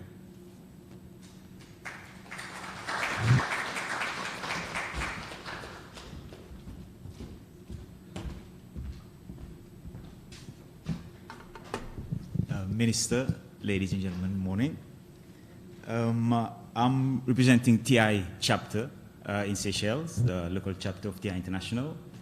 And I think one thing which has been missing in the initial presentation is that we actually brought Peter Eigan, the architect of FiTI, in Seychelles. One of our members met him in Brazil, and we were talking about what we're doing in Seychelles. And he had the idea of FiTI, and he said that matches what he wants to do. So we invited him, and I think we forced a meeting through Minister Cosco then to meet with President Faure, and this is where FiTI started, and the rest is history. Basically, what we're doing at TI Seychelles is, in fact, I need to congratulate the Minister. It was gratifying to note yesterday that he emphasized the need for accountability, transparency, and obviously no corruption in Seychelles. Basically, our involvement in FiTI is an extension of what we, as Transparency Initiative Seychelles, is trying to do: openness, transparency, and accountability in decisions that are taken. And we form part of the group, and as much as possible, we have a very small team. As much as possible, we try to give our input into this initiative. And we have fisheries, but you will hear from us, there are other initiatives that we are going to launch as well. There's land, there's other stuff coming online. Next slide, please. I think my past life, I was with SFA for a little while. Most of the information that have been presented, SFA has that information. I think the issue that whilst putting the report together is that what had been identified as lacking, but that doesn't mean that SFA doesn't have those information. Most of the information, I think, are available. I think just a process of sitting with SFA, directive from the ministry onto SFA to get as much information as possible available to the public. But I think one of the things which I believe is missing is that, that's my experience as well. We tend at times to, I don't think it's deliberate, to omit the key stakeholders. I know there's Mr. Keith Nadoe, I think, in the group as part of Fisheries Association, FBOA. But I think it would have been good to have a couple of fishermen in the house, just for them to understand why, when we go to them, to ask them for the information, the reporting, the assimilation of data, they understand that ultimately they benefit as well. I think next time around, Minister, maybe that could be one thing that should be emphasized. I think we should involve them as well, not only at the time that we gather information, I mean at launching of this information, that helps them to get them connected so that they then understand that why we or other studies like this are important for the country's benefit, but they will benefit as well. From the report, I'm not going to go through in detail because the report is quite comprehensive and the recommendations that have been given are quite comprehensive as well. But I just highlight a couple of findings that we found is that, like I said, a lot of information are available. But I think it's just that, and I know right now as we speak, SFA is actually updated the website, because I think one of the, on the slide below, on the second part of the slide, the fishing agreement with Mauritius is online, but the EU as well. If you go inside right now, the EU agreement is on site as well. Regards to, and they've done other stuff as well, the policies and the management documents are on site, some of the stock assessment are on site, the licenses for sea cucumbers are on the site as well. I think what is maybe lacking, but again, this is a discussion that should be continuously be done, is that the process of issuing the license, why is it the same people getting the license? Why don't we get an open tender for new people to come into this business? And I think the clarity with regards to the processing and the exportation. I think these are key areas where the public need to understand what the process, how the process is done, to identify and give opportunities to the seashore. And at the same time, for them to understand why you have only 25 and not 50 licenses. Because there's a reason for that. Because as you know, we have a limitation on stocks. There are pressures on stocks. I think these people need to understand why we have to limit the stock, and at the same time limit the period where they can actually go out and get the, whatever species that they are looking after. And we do have information on subsidies, but there again, I think what we find lacking as well is that maybe to the common man, it's too technical. Maybe a small summary of which subsidies, who's benefiting by these subsidies. Because again, from my experience in SFA, is that you hear why is it that the fishermen are getting these subsidies, why us not in the other sectors. I think these are information that needs clarity. And ultimately, when policymakers comes up with policies, it will provide a sense of fairness in decision being taken. Can you look at this next slide, please? Okay. Like I said, some information are not available in the public domain, but they are there, the information. But again, I know if we tell SFA to publish, they will, but I think there has to be some sort of a summary so that the common man will understand what we're talking about when we talk about different species that are under threat. We found out as well that there are other agreements that are not on the site, and obviously question arises as to why some and not all. We found out that the Taiwan deep sea tuna are not online, Top Fortune not online, Don't Want Industries are not online, and these are being addressed, and they will form part of recommendation as well. Selwyn mentioned the registry of fishing. I know SFA is attending to that, and that will be done. Similarly, payment. I know licenses for small scale are available at SFA. Maybe they might not be complete because, as you know, it's quite difficult at times to get all the information because the numbers are quite high. But that should come online as well. I mentioned subsidies, but we need that for large scale as well. So basically, whatever subsidies are available, small scale, large scale, subsidies are subsidies, and it's taxpayers' money. We need to understand where and who's getting it, and why they're getting it, and why them, why not other sectors as well. Next slide. Sarah mentioned about the sectors that public try to understand why we have recreational, commercial, scientific, and sport fishing. And as well as that, the issues of bag limits, why you keep hearing, why is it that the Eden Island, they go out there, they fish as much as possible, but we, commercial fishermen, we have limitation. I think all that information should be available to the public so that there'll be informative discussions on why such policies are available and implications of what people are doing and what they should be doing legally, and what commitment has been given to them as well. Again, we've set some processes in place with regards to beneficial ownership. And as you know, again, we need to understand who owns those boats. At times you see other people fronting them. We don't know them, but I know the laws are now in place. And I think it's important as well for clarity. And to conclude my bit, I'll just, especially relevant to Transparency Initiative and, transparency in fishing industry. I just share with you a quote that came about as far back as 2010 by FAO in one of the findings. And it says here, lack of basic transparency could be seen as an underlying facilitator of all negative aspects of the global fisheries sector. IUU fishing, fleet overcapacity, overfishing, ill-directed subsidies, corruption, poor fisheries management and decision, etc.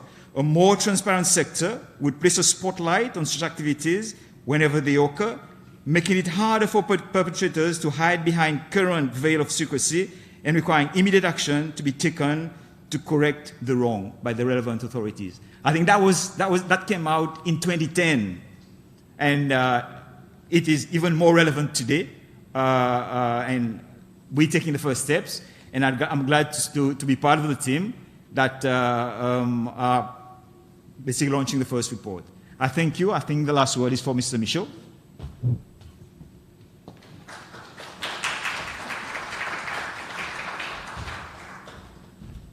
Well, thank you very much. I think the last word is more or less a quote. The other one. Voilà. This is what basically we want, all of us, is we, the FiTI National Multi-Stakeholder Group of Seychelles, seek to stimulate informed public debates on how the sector is managed in Seychelles.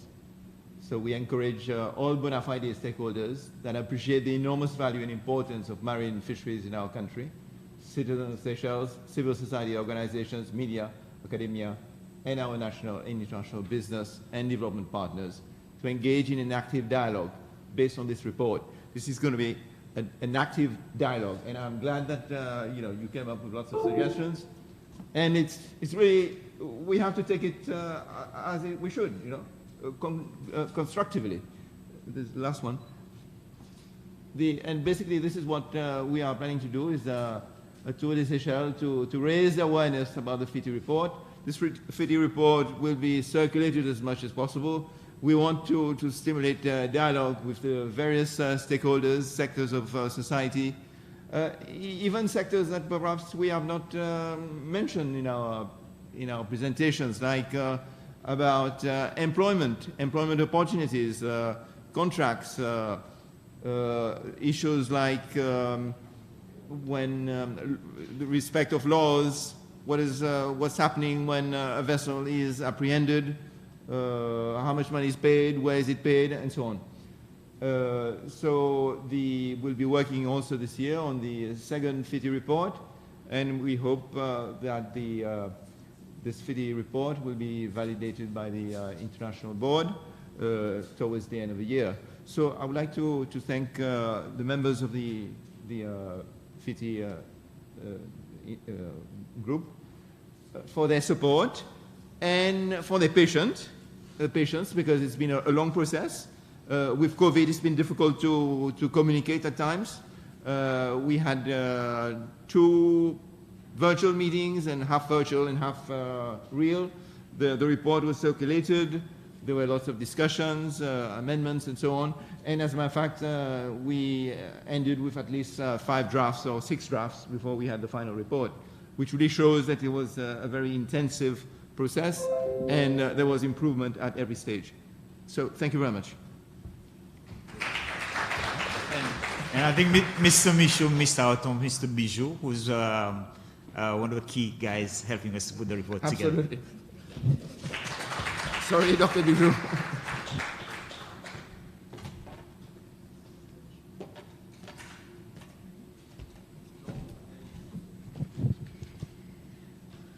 We would like to thank Mr. Michaud, Mr. Edmond, and Mr. Bonlam for such an engaging and interesting presentation.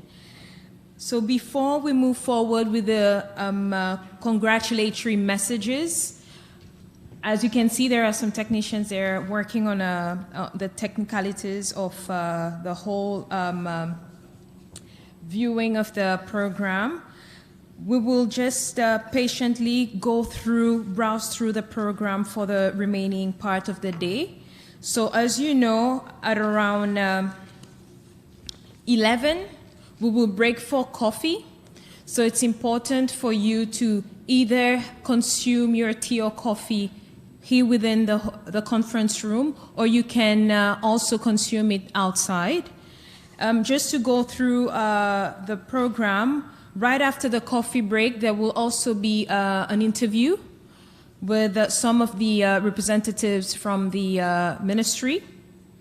And then we will move forward with the next item, which will be the roundtable. So participants, kindly stay put, as it's going to get even more interesting. So the day we plan to end at 2:30. So thank you. Ready? Excellency President Ramkalawan, ministers, ambassadors, principal secretaries, friends and colleagues, ladies and gentlemen, on behalf of the International Board of the Fisheries Transparency Initiative, I would like to extend my sincere congratulations to the Republic of Seychelles for the successful completion of its first ever FiTI report. Today's event marks a monumental step not only for Seychelles, a large ocean state, but for the global movement of increasing transparency for marine fisheries. And once again, Seychelles is demonstrating its global leadership in ensuring the sustainability of marine fisheries. We all should feel tremendously proud of this. Although the socioeconomic impact of the COVID-19 pandemic has been felt across the globe, tourism-dependent nations such as Seychelles have undoubtedly been amongst the worst hit. Because of the restrictions imposed by the pandemic, among them national lockdowns and international travel bans, countries have been forced to ensure that all economic sectors contribute to income, foreign exchange, employment, food security, and overall to social stability. Countries must also ensure that short-term financial gains do not jeopardize the long-term sustainability of the different economic sectors. It goes without saying that in Seychelles, the marine fisheries sector must continue to play a crucial role. It's appropriate to ask, why is this event of today so important to achieve that goal? And why, to quote Ambassador Thompson, is this event well worth of global attention? In other words, why are the two core principles of the FiTI, transparency and multi-stakeholder participation, so crucial for the future of fisheries? Well, we know that our oceans are under threat from climate change, pollution, and overfishing. If there is a lesson to be learned, is that collaboration and transparency are crucial practices for addressing these challenges collectively. We can no longer sit back and wait for our political leaders to come up with a solution or hope that private sector triggered innovations will save the day. We need a collective effort by all concerned stakeholders to ensure the sustainability of global fisheries. These collective efforts, however, need two core ingredients to be successful.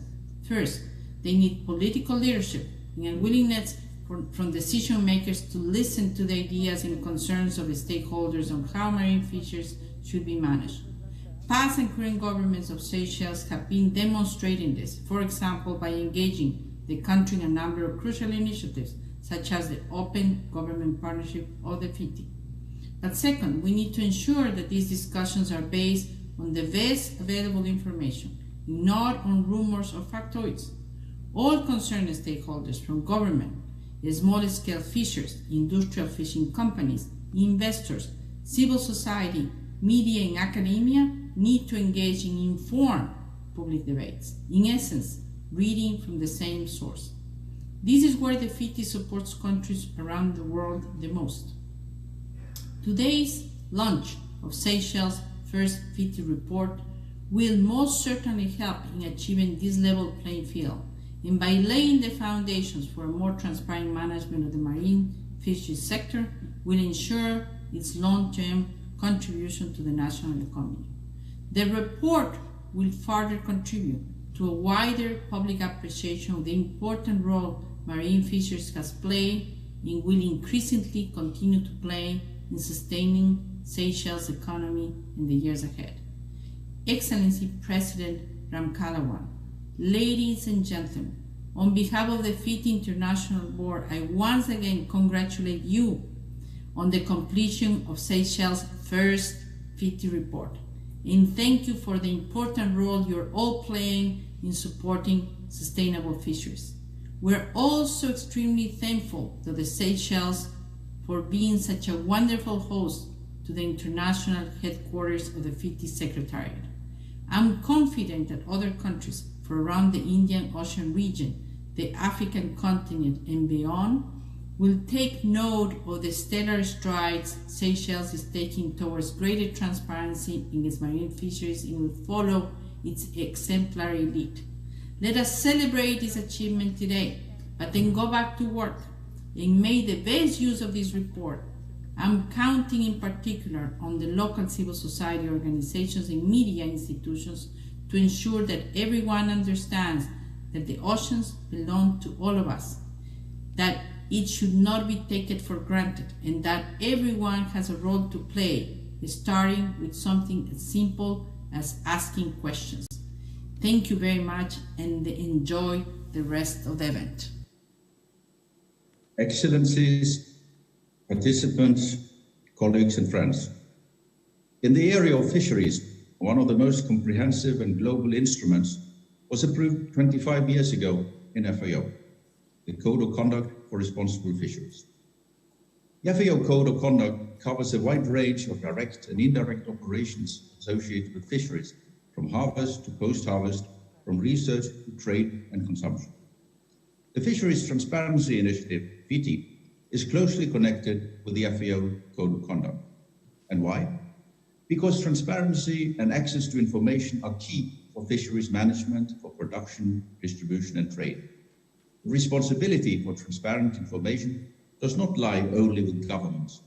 All stakeholders involved in fisheries and aquaculture, whether they deal with science, research, production, distribution, trade, or imports and exports, play an important role in this regard.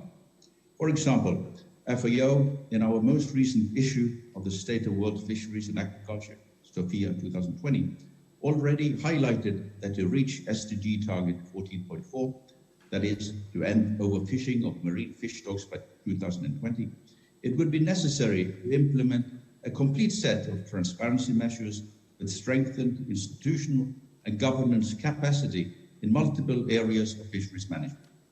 And this is possible only by providing transparent and timely information also to the public, and includes improved transparency about stocks at the country level. More recently, in February 2021, during the last session of the FAO Committee on Fisheries, countries adopted unanimously the 2021 COFI Declaration for Sustainable Fisheries and Aquaculture.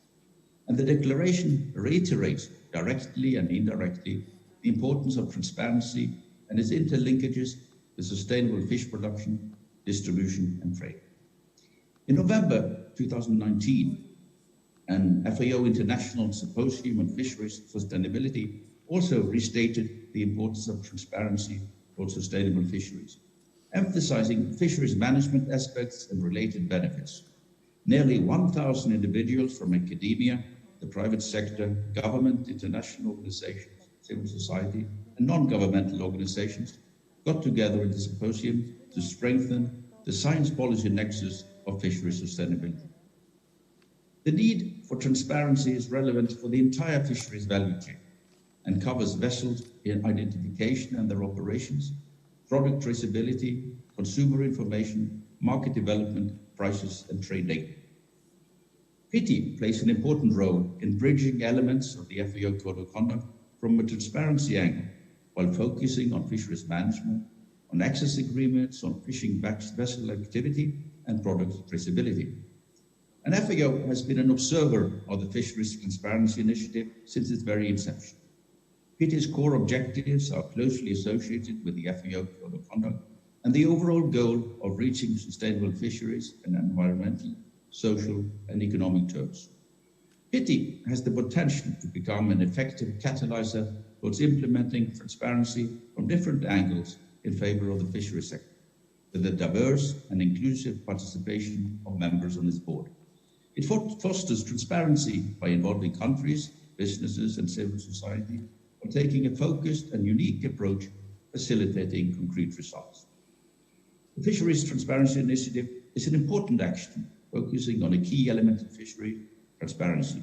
And improving transparency throughout the fisheries value chain is an important aspect already highlighted by the FAO Code of Conduct 24 years ago.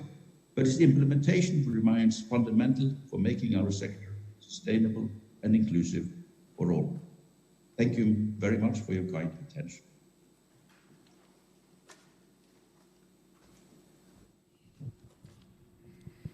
All right, you actually just viewed two congratulatory video messages. The first one was from Dr. Valeria Merino. So she's the chair of International Board at the Fisheries Transparency Initiative. And the second one was from Mr. Odem Lem, the Deputy Director for the Fisheries Division, Food and Agriculture Organization of the United Nations. There were such inspiring messages. I will now like to invite you to join us for a coffee break.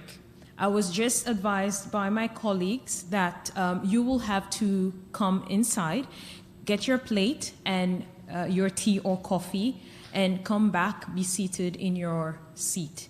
So I will all invite you to immediately leave to get your tea and coffee. And I will also invite the media to join us for press interviews during the break. So the break will last until 11:45. So we will resume proceedings at exactly 11:45. So we will see you then. Thank you for your patience. Thank you.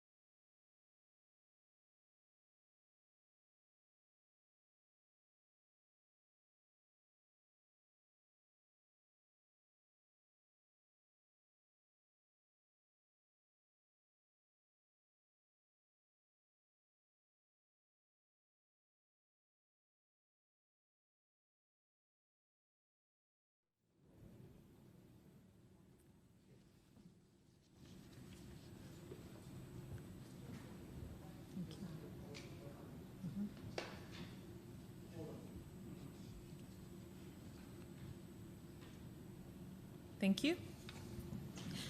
So welcome back, everyone. The next item on today's agenda is a roundtable on the topic of whether fisheries in Seychelles is underappreciated.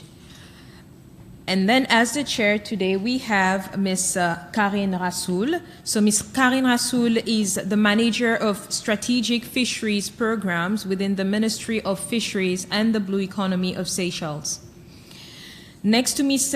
Karine, we have the panelists, and the panelists are Dr. Jan Robinson, who is the project manager of the 3rd Southwest Indian Ocean Fisheries Governance and Shared Growth Project, also known as SWAYUFISH 3. Mr. Ricardo Luzio, the general manager of Indian Ocean Tuna Limited, also known as IOT. Mr. B.T. Waro, former treasurer at the Seychelles Fishermen and Boat Owners Association, FBOA. Finally, Dr. Jude Bijou, the managing director of Fisheries and Marine Consultancy Services. It's important to note that this roundtable will be followed by questions from the audience. There's one lady here, Ms. Tina Fondamier, who will be doing the rounds with the micro. So the floor is yours, Madam Chair.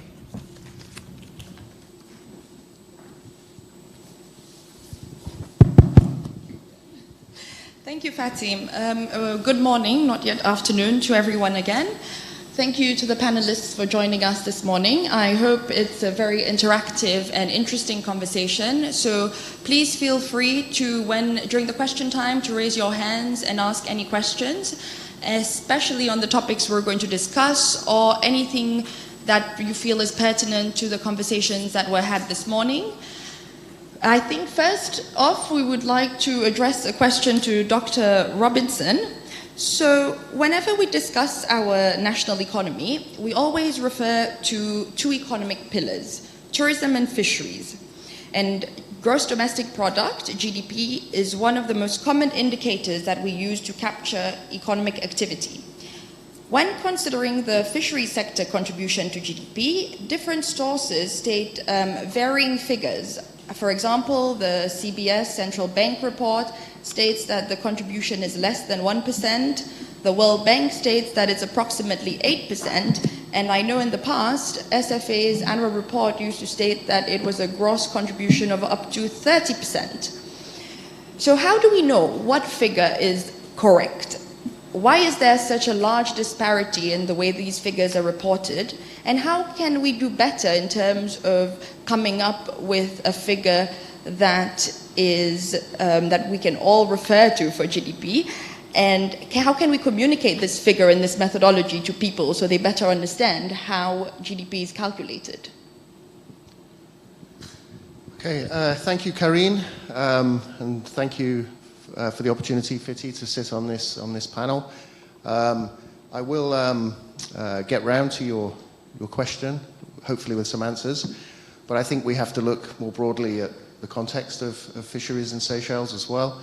And I think, you know, I had something that I wanted to say, but as I was driving down to this meeting today from Saint Louis, as you come around the corner at Marie Antoinette and you head down to Victoria on that long straight road, you see a vista which I think really encapsulates what we need GDP for, why we need transparency, and why we need initiatives like these moving forward. And I think as you drive down that vista, you see in the far distance Marine Park, the islands of Saint Anne Marine Park. So there you have conservation, you have sustainability.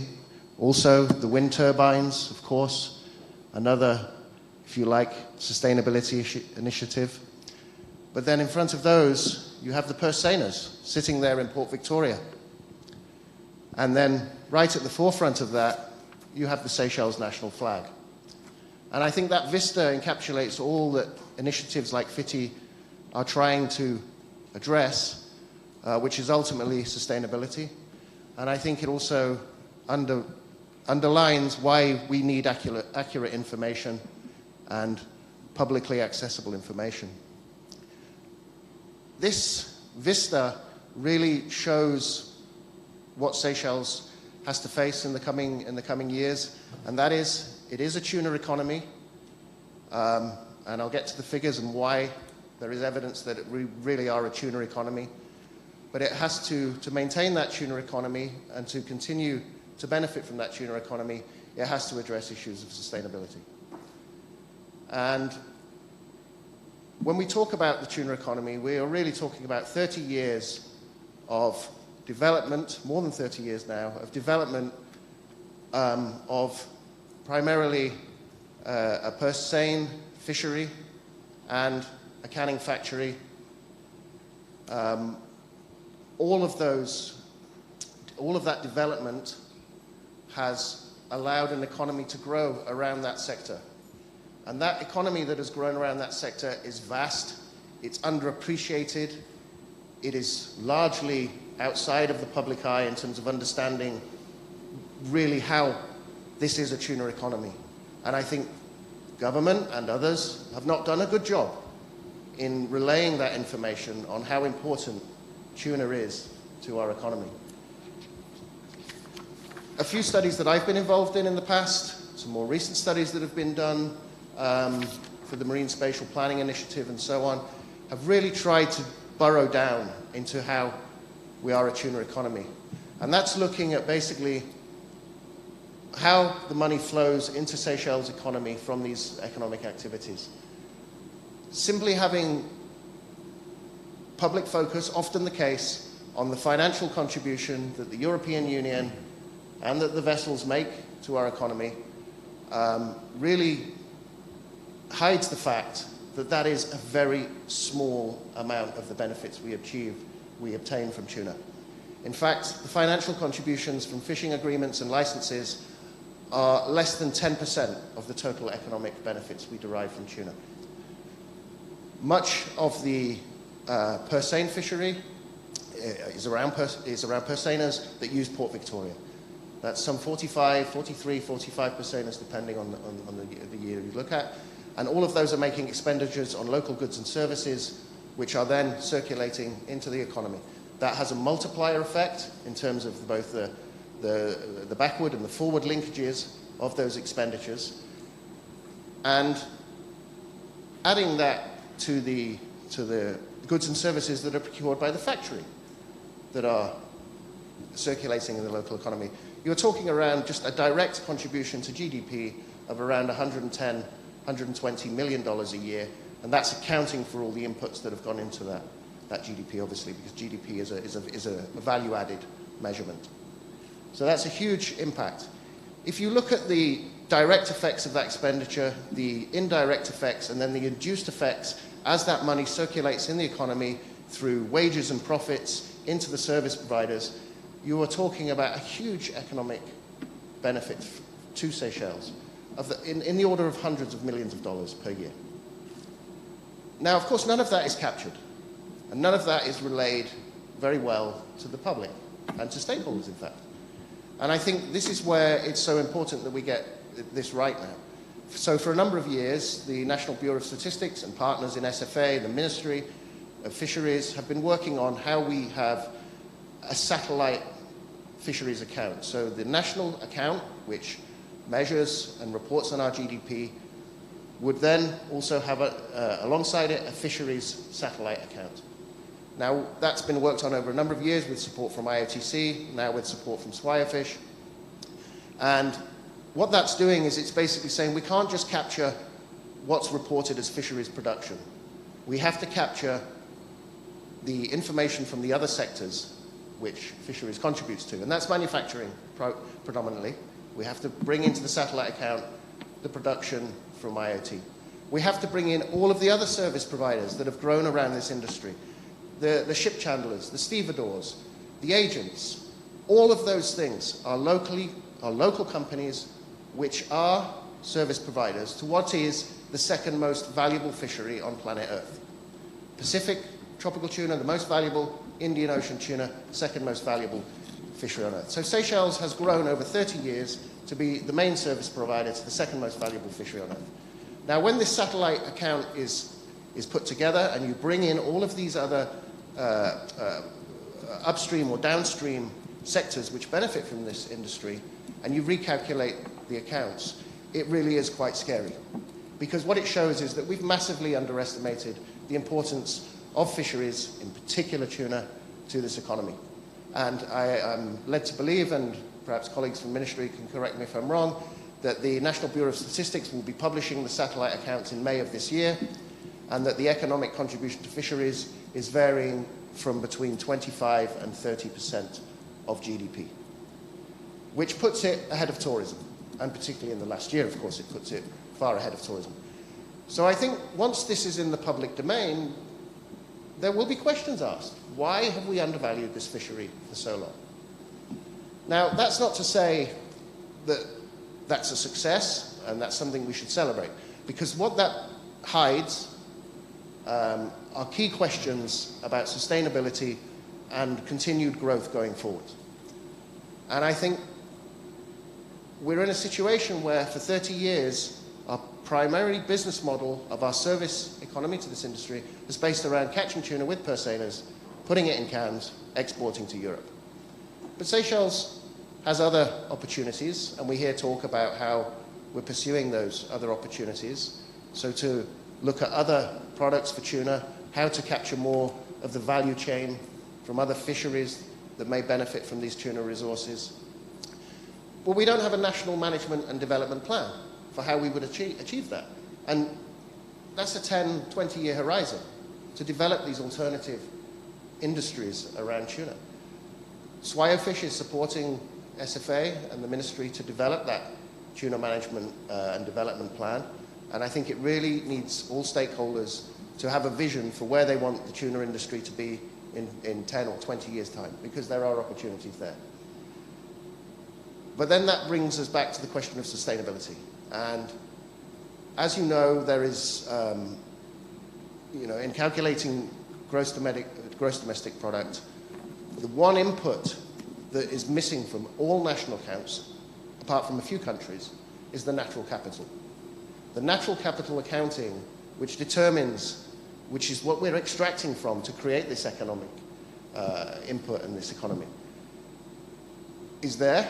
And we know that, particularly in the case of tuna fisheries, in some cases, it's not in a good state right now. Now, when I worked with FAO on developing some, they were tasked with developing some of the SDG indicators around the oceans. And these were groups of experts from around the world that were trying to work out how we capture indicators built around GDP. And there was a clear split in the room about, if you like, the classical economists who say we can't capture natural capital reliably, therefore we shouldn't include it, and those, if you like, the neo-classical economists saying we must capture natural capital. And I think that if we are to grow and develop this tuna industry and continue to benefit from it going forward, and to see those contributions to GDP rise, we cannot ignore the natural capital and how to include that in our national accounting. And again, Swiofish is supporting various partners going forward in how to better estimate the fisheries satellite account, how to include things like a social accounting matrix and do it better than the typical input-output that you use in GDP calculations, how to develop better information so that artisanal fisheries and semi-industrial and sport fisheries can be included in the satellite accounts as well. So I think, this information will improve over time. But we really need to think long-term how we add in natural capital to our GDP calculations, because it's only then that we really understand the benefits that this is bringing to our country. Now, we talked a lot this morning. I'll just briefly, maybe it'll come up in a question, but briefly, Swiofish is there to support partners in the country to address many things which will benefit FiTI going forward.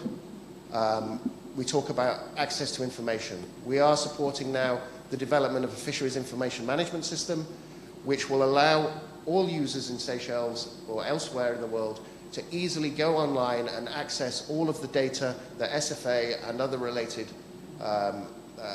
agencies or organizations collect.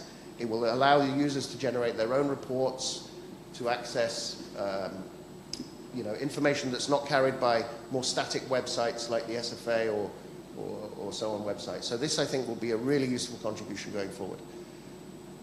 Okay, there's a number of other things which we're supporting, which will come up, I'm sure, during discussions. But one thing I would like to affirm our support for, that's from the Steering Committee of Swordfish and the World Bank, is that we will fund the national reports for FiTI, the national reports for 2020, 2021 and 2022. Thank you. Thank you, Jan. I think that last bit was very useful to know. I've had a brief sight of the report and it is extremely interesting, so I would encourage everyone in the room to download the report, read the report. It's in a format that's very easy to assimilate, so yeah. I think now it's fitting to, when we talk about the tuna economy, to think of IoT, the canning factory. So, Mr. Lazio, thank you so much for joining us this morning. I think what I'd like to do is pick up off what Jan has been talking about and sort of think that the tuna economy is not just catching fish, it's also the processing of the fish, and IoT has played a key role in this for many years now. The FiTI report for 2019 shows that you are not only the largest employer of the sector, but also the largest employer of the country, and you employ more than 2,000 workers, of which more than 1,400 of these are women. Now, I also know that IoT accounts for producing most of our merchandise export, which has a value of more than 1.3 billion in 2019. So I have two questions for you. One is mostly based around Seychelles' high dependency on IoT. Now, is this just in reference to the production of exports and employment, or does it go beyond this? So what is IoT's true role in our economy? Is it just producing exports? Because I think we hear a lot about this and how a lot of the workers you employ are expats as well. So perhaps talk about what the value of IoT to the economy is. And secondly, we know you face a lot of challenges in terms of workforce, having a stable workforce, but also getting enough raw materials for production. So can you enlighten us a bit about what your views are on these challenges and whether these are the only challenges you face or whether you face additional challenges to this? Thank you. Hi, everyone. Well, in fact, IoT is one plant out of 25 plants from Thai Union. And in fact, IoT employs about 1,000 people. Thai Union globally employs 45,000 people. So a lot of the challenges that we are trying to address here are challenges that we face everywhere and in every location. In fact, I can talk, certainly we can speak a lot about the specific contribution of IoT in what regards the economy of Seychelles. There's going to be a lot of discussions and probably different point of views. Of course, the point is interesting because obviously the countries and obviously the governments want certainly to make their support to the activities that give an effective contribution, and I do understand that. From our point of view, that is important, but it's not our ultimate focus, right? So basically we are a bit more interested. In fact, we are in Seychelles since 1995. At that stage, it was a relatively small plant. It has grown at a certain stage, it has grown, and then I should say that more or less it kept the volume and activity relatively flat along the last maybe 10 or 15 years. Now, the point for us is not exactly the influence we have in a certain economy, but the way we do the things, because we do believe, and this is Thai Union, not specifically IoT, but of course IoT gives a very strong contribution to that. Our belief is more, if we don't have a relatively structured and long-term strategy to address a lot of the obviously threats and risks that we face, we cannot fuel the growth. And in fact, if you go, it's very interesting when we go on this presentation, we hear a lot about sustainability and all the good references in what regards transparency and sustainable growth. But in fact, these discussions are not only in Seychelles, they are everywhere. and we have ourselves to find the mechanisms and the structured ways of working in order to address these topics. If you go on Thai Union, you can see something that we have been working along the last 6, 7, or 8 years, which is called Sea Change. In fact, Sea Change is more than only a program. Today, it is a way of operating for Thai Union, which addresses all the topics related to sustainability, to preservation of the fisheries, but also to the social matters. In fact, it addresses 4 main pillars. One that we have not been talking a lot about, but it's present in all these fisheries. It regards safe and legal labor. Safe and legal labor. It's not only taking care of safe and legal labor for our plants. That would be relatively easy. It is safe and legal labor across the stakeholders that work with us. And that's a lot more difficult because, in fact, it forces us to raise codes of conduct, ethical codes of conduct, to make audits on, of course, the stakeholders that work with us. So it goes beyond the limits of Thai Union, right? And that's what's really tricky, because in Seychelles these things are relatively nice, but in other regions it's exactly not the case. So we have to address those. Then a second pillar regards guaranteeing a sustainable, responsible sourcing. So when we talk about sustainable resource sourcing, what is that? I mean, it means that we made commitments and we need to honor the commitments we have made. One of the commitments Thai Union made is that 100% of our brands will be sourced by sustainable fish. Sustainable fish means MSC qualified or FIP, okay? And this is why we have done so much effort to list some FIPs in different regions, and one of those is in Seychelles, because FIP is a mechanism for us to guarantee that the stakeholders follow certain rules towards the sustainability of the fish, the preservation of the environment, and everything that is related with many of the aspects we have decided here. And of course, if we only work with sustainable fish, of course we only value the sustainable fish, and every one which is not included will try to attach to that. So it's a way of moving all the stakeholders towards our objective. And of course, because we have got some influence, because of dimension, we have got the responsibility of making this happening. But some things that we have not discussed here also is the third pillar, which regards responsible operation. What is responsible operation? I can tell you, when we started in Seychelles 25 years ago, we were having no water, right? So water is a relatively rare, if we want in a small country, is something that's not permanently available. So how can we operate in a place where there's no water? We have to desalinize, right? We have to treat wastewater, and we have to be compliant treating wastewater. So this topic is also a very important topic, which is to guarantee that the operation is respectful. Because we cannot only talk about vessels respecting rules and following certain criteria if we don't follow the criteria ourselves. So you can imagine that this is not an effort in Seychelles, this is an effort for 25 plants of Thai Union in the world, employing 45,000 people. So it's a major and significant effort. The point is not the influence we have today on a certain economy, but the way we do the things in a way where it can be sustainable to obviously fuel the growth going forward.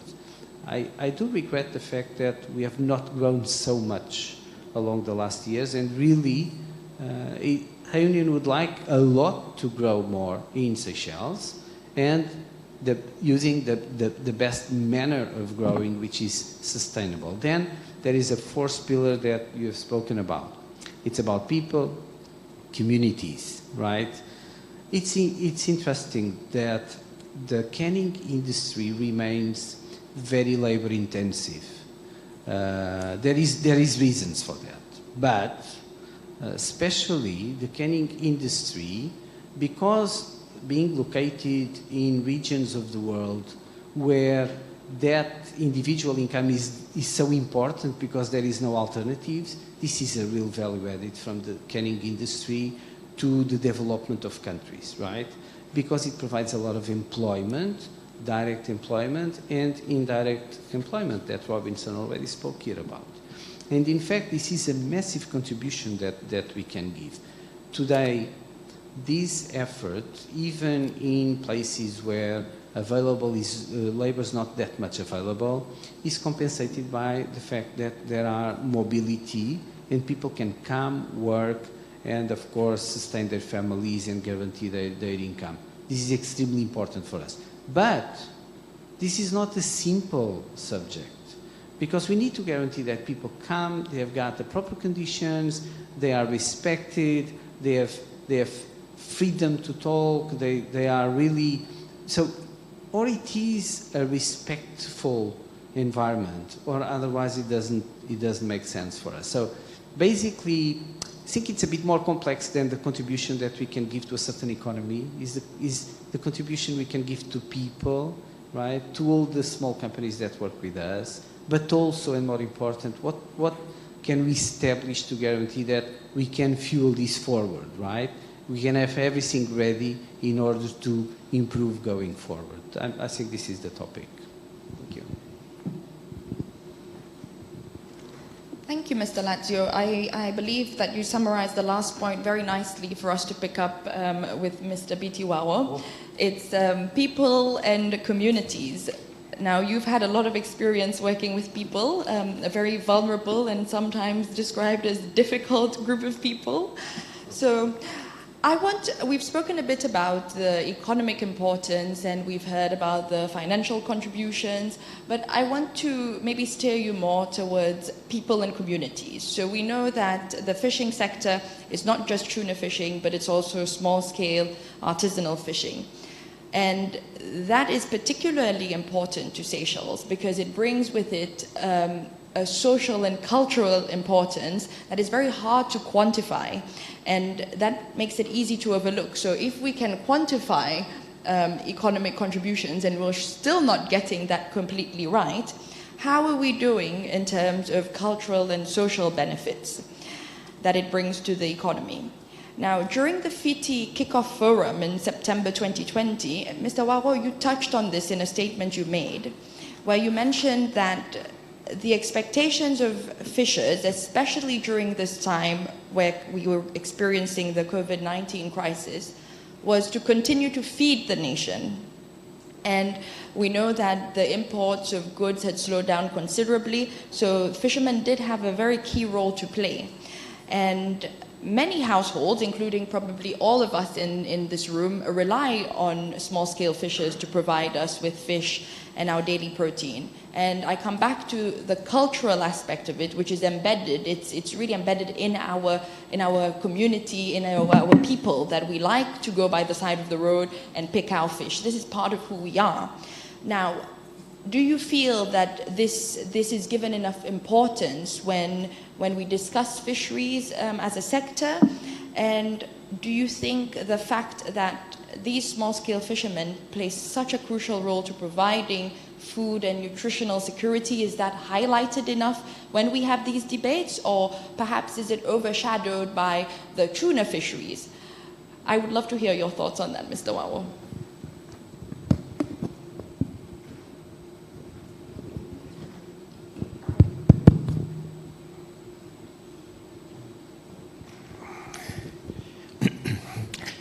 Thank you, Karen.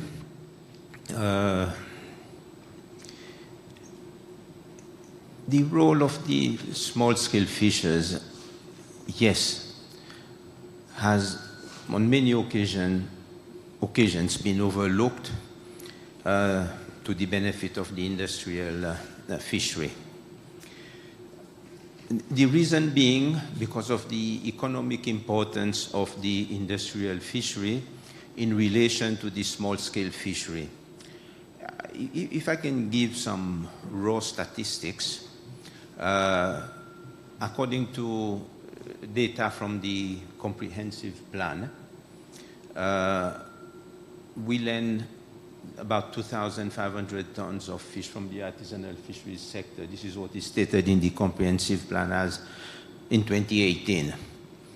And if you look at the raw value of that, it will be about 125 million rupees for 776 boats. That will be about 2,000 families.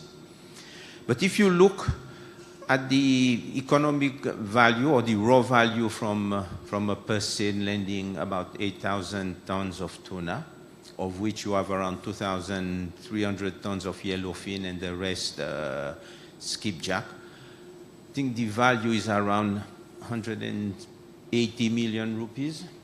That's for one vessel. So as a country, one needs to understand and look at the importance of the industrial fishery to the economic sustainability of the country. But my intervention today, I want to raise, as usual, more awareness for our small-scale fishers and the extreme importance they play in our food values and food nutrition. The role of our artisanal fishery is extremely important for the well-being of our nation. This has been clearly established.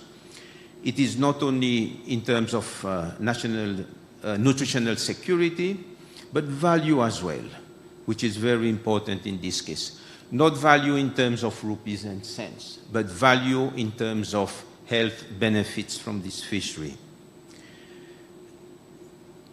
This role, I think, has been widely accepted and, of course, acknowledged. And this has been documented in the Seychelles Child Development Survey that was initiated in 1986 by the Ministry of Health, Ministry of Education, and the University of Rochester in the States, which has scientifically proven the benefits of eating Seychelles demersal fish. Some years back, University of Seychelles has joined in the team, which is a very good initiative. One of the professors, or the main professor leading the study, said, and I'd like to quote him if you'll allow me, Seychellois, including pregnant women, eat a lot of fish. There has been a decline over the years, but mothers eat at least 10 times more fish than in developed countries. Our research shows that mothers in our study eat fish at least 8 times a week. This shows the importance of our small-scale fisheries for the benefit of the families. It is well known that our nation, we do have access to affordable and nutritious food when it comes to fish. Except sometimes during the southeast monsoon, we do have some challenges. But I would like to look at the food security and food nutrition separately. And I will tackle the nutrition security first. And I'd like to look at the nutrition security in the 4 aspects, which is availability, access, utilization, and stability. The availability of fish. The role played by our small-scale fishers ensure that there is fish available all year round. Even during the southeast monsoon, which is difficult, there is available fish for our families. Access, it is all over the islands. We have small facilities, or even, as you say, sometimes it is sold by the roadside. Our families do have access to fish all around the islands so that our children can continue to be fed with excellent fish.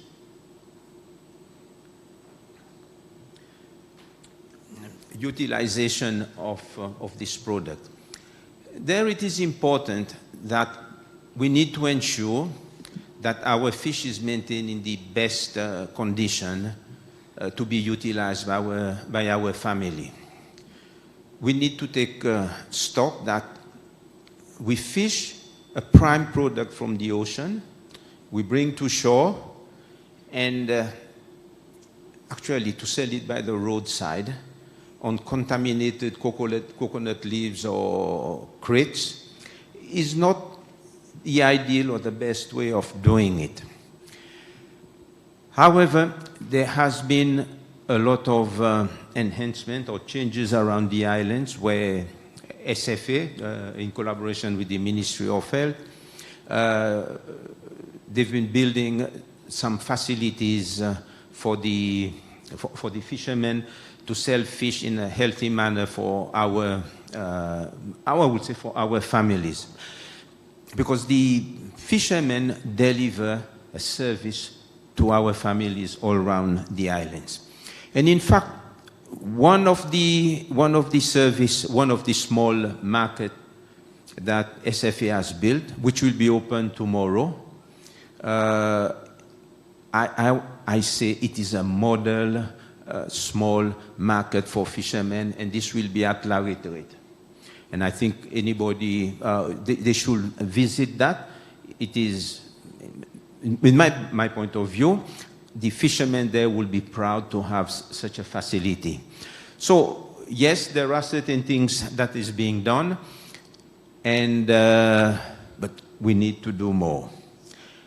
And unfortunately, I have little time. I may not have the opportunity to address the food security, but I'll try. Food security is something very close to our association, and I will look at it from two aspects, if you will allow me, Madam Chair. There is food security, where our fishermen do go fishing and ensure that fish is available for our family. But there is another aspect of food security that we tend to ignore, and this is having a fishery which is managed in a sustainable and responsible manner. And having said that, I know we have several meetings, we've had several organizations have come to Seychelles to tell us how to manage our fishery in a responsible and sustainable manner. But I would like to quote, if you'll allow me, a piece from a very important document in Seychelles, and this is from our constitution, which clearly says, and this is in the preamble of our constitution, it says, we the people of Seychelles solemnly declaring our ensuing commitment to participate actively in the sustainable economic and social development of our country. Fishing is one of the pillars of our economy. It is extremely important. Our constitution gives us the guidance, and this is where we derive whatever we're trying to do. And I am pleased to note that FiTI is actually in line with the aspiration of our nation. So definitely we need to work a lot more to ensure that we have a responsible and sustainable fishery. My time is up. I would have really like to speak more on the food security, but I have to give opportunity to Mr. Bijou. Thank you. Mr. Wawo, thank you, and please don't worry. We'll have questions from the room, and I'm sure you'll have a chance to expand more on the food security aspect. Thank you for your very valuable contributions. I have very fond memories of participating in the child development study. I'm that young. Dr. Bijou, over to you. We've had many conversations this morning about sustainability, and again, this has been reiterated now. And we know that there are three aspects of sustainability. Sometimes the environmental protection aspect gets lost when we talk about fisheries. But we know, as Mr. Waro has rightly pointed out at the end of his intervention, that fisheries is not just an important economic pillar, but it's an important pillar of our marine environment. So given your expertise in this domain, I'd like you to tell us a bit more about why we need healthy oceans and how healthy fish populations mean a healthy ocean and vice versa. We have also heard a bit about climate change and how that is a major challenge to us, especially to our coral reef ecosystems, which we are highly dependent on for our small-scale fisheries.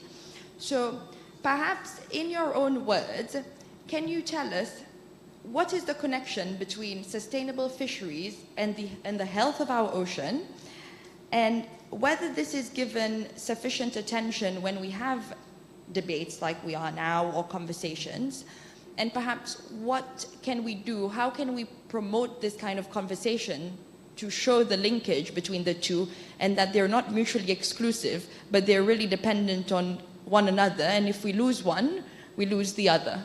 Thank you. I think you have a micro next to you, so over to you. Thank you very much, Karine. Interesting question on fisheries and the environment, especially on climate change. I would tend to like to handle that part first on climate change and whether this is forming part of our debate nationally. For this one, I would say partially. I think, yes, there is more climate change now, issues coming out in the debate. We know that climate change is now an integrated part of the Seychelles fisheries policy. The MSP, a large part of the Marine Spatial Planning Initiative, is in response to climate change and to preserving biodiversity and fisheries resources. But at the same time, I would say no, because climate change is not enough, doesn't feature enough in the day-to-day conversation of the Seychelles public. It is something which a lot of times is just something which is passing, and it is considered on many times on the periphery of things, or a lot of time it is it features in policy document, but it doesn't percolate down to the action on the field. It doesn't percolate down to the actual management plan or how the operation of the fisheries sector changes. But we do know that climate change is highly important for Seychelles fisheries. There was actually some new modeling study that's been done over the last 2 years, not in the Seychelles, but in the Southern Pacific. Very similar condition to here in the Seychelles. And they actually model the tuna fishery there based on the IPCC business as usual scenarios. And what they did find out is actually that as the climate warms up, you will see a shift of tuna moving eastwards towards the America, which is very similar to what we've observed here in the Seychelles in 1998. And Jan was one of the author of that paper that showed that during the 1998 warm water event, the tuna shifted east. Boats, purse seiners that were usually fishing in Seychelles waters followed the tuna east. And as a result, they were operating closer to Thailand and Indonesia rather than the Seychelles. And they stopped, well, the use of Port Victoria actually reduced in that, like Port Victoria was being used like only 40% of the times, and they were using Phuket more than Port Victoria. And that 40%, that 60% reduction actually was actually mirrored in terms of direct economic benefit, that we saw that it declined also by something like 58 to 60%. And a 58 to 60% decline is something which is very significant for the Seychelles. It will affect the whole way of life of the Seychelles people. As Jan was saying earlier, it is a tuna economy, even if we do not realize it to that extent. Now, in terms of the role of fish in the ocean, fish has evolved with the oceans over millions of years, and it is an integrated part of the ocean. Fish cannot survive without the ocean, and the ocean cannot survive without fish. because of that close relationship. There are trophic cascades, so if we start removing more fish that we should be, the system will get a shock, because the system is not used to not having fish around, and that will actually affect the whole ecosystem. So not managing the fishery will have an immense impact on the overall environment of the Seychelles. And for that reason, I believe that managing fishery is important for us to have healthy oceans.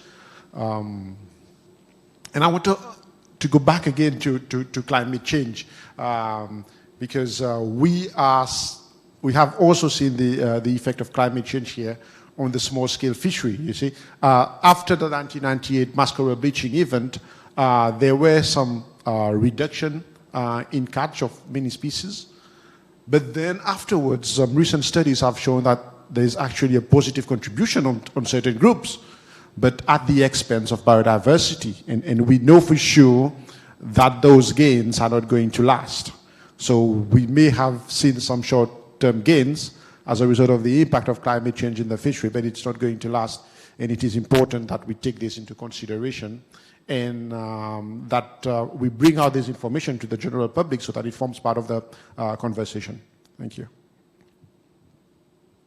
Thank you, Jude. I think you've touched on some really important points, and the last point of communication, just before I open up to the room, perhaps I'd like to speak a bit more. You know, we're here at FiTI the Fisheries Transparency Initiative launch. We're launching a report, and this morning Mr. Bonham highlighted that there were not many fishers in the room.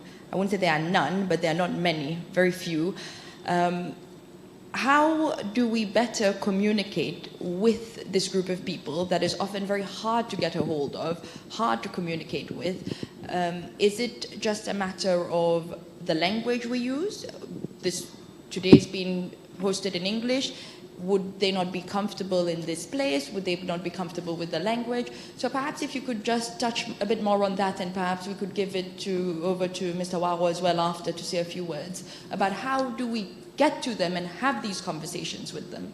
Yes, a very important question, Karine, and I think that the National MSG already have some kind of a strategy to do that. Actually, today, I know that the National MSG wanted to have a lot more fishermen here in this room, but because of that COVID issue, we are restricted in terms of the number of people that we can get here. It has not been possible.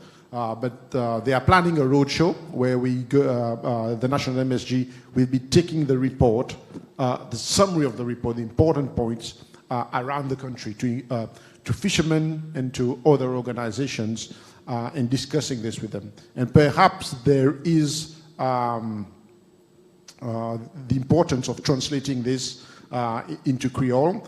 And I know that the National MSG have also ensured that this event here today is covered by the media. So I see that the media is here, and information package have been put together and provided to the media, so as to get that information out there to the general public and to the fishermen.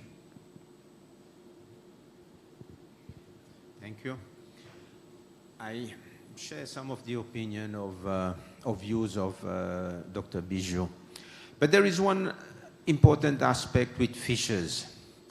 They really do not want to come and sit in a room and listen to talk. These are the fishers. And of course, their job is to be out at sea. They spend most of their time out at sea fishing. And when they get back, what do they want to do? They go and rest. But Dr. Bijou mentioned something which is very important, and I think he's moving in the right direction, or FiTI is moving in the right directions. You have to go to the fishers. By going to the district or wherever they are, you can present the document or the aspirations to them. This is the best way to move forward. However, having said that, we have about 10 or 12 associations related to small-scale fisheries, and they have representatives. I think their representatives could have been invited here to participate. Thank you. Thank you both for these contributions.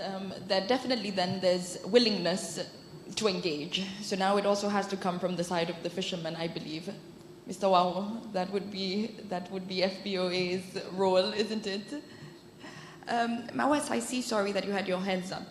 Good afternoon, everybody. As we had previously said, we will also have questions from our live stream, and we have received one such. So the question reads, it's open to anybody on the panel who will wish to answer it. Fisheries and health of marine environment are intricately linked, like Dr. Bijou said. However, the issues sit with two different departments. I'd like to hear how we intend to break down the silos and a more integrated and holistic approach is taken to the marine environment. Also, this person would like to know if we have any people from the Department of Environment still in the room. But let us address the first section to the question first. So, does anybody have an idea of how we intend to break down the silos and have a more integrated and holistic approach taken to the marine environment?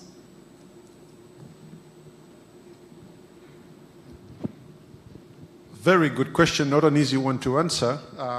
But I think that for us to be able to address the silo mentality is we need to put up the necessary structure that forces consultation.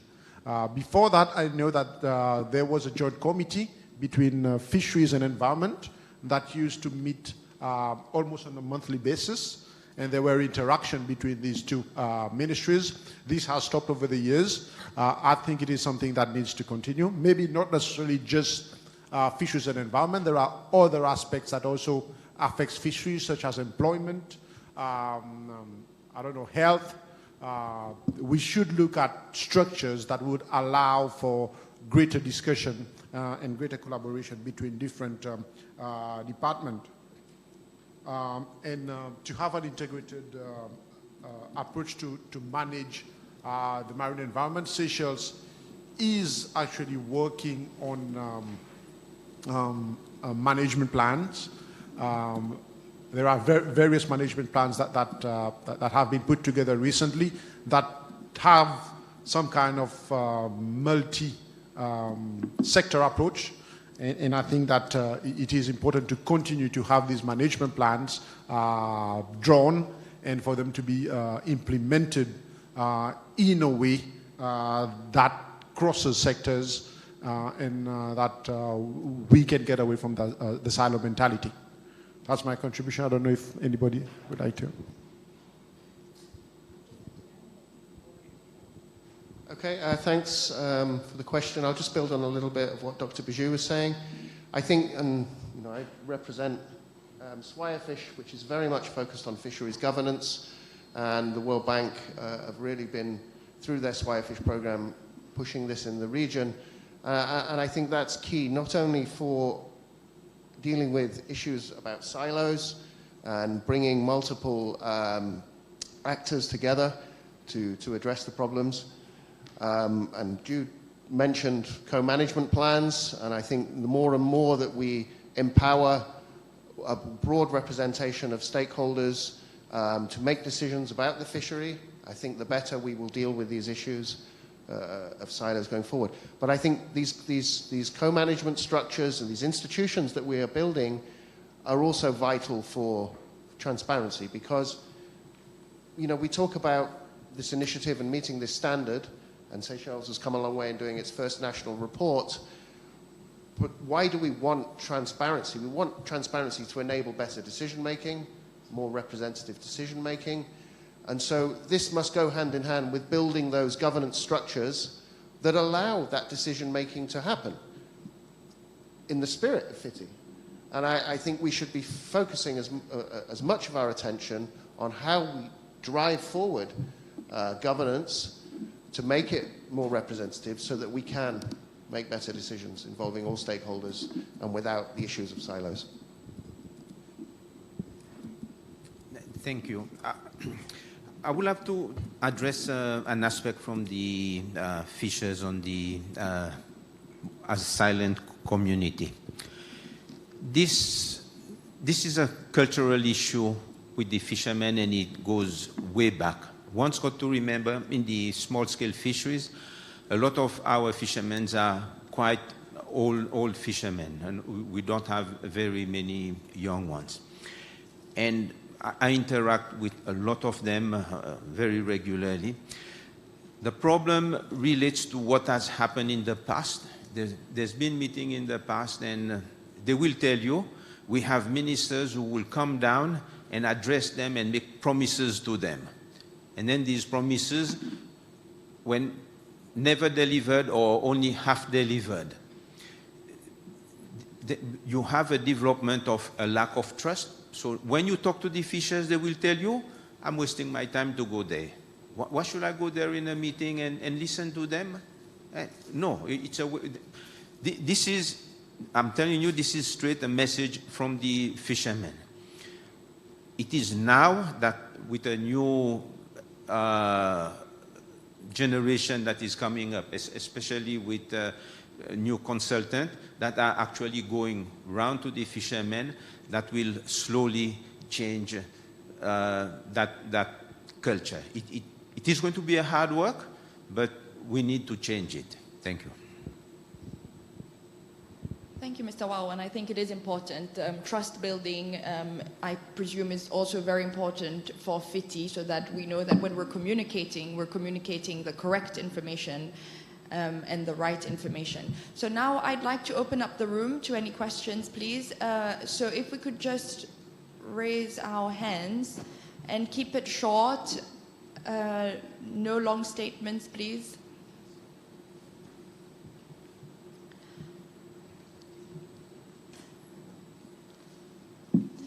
Everyone raises their hands together. I saw Mr. Bentley's hand go up first, so Mr. Bentley.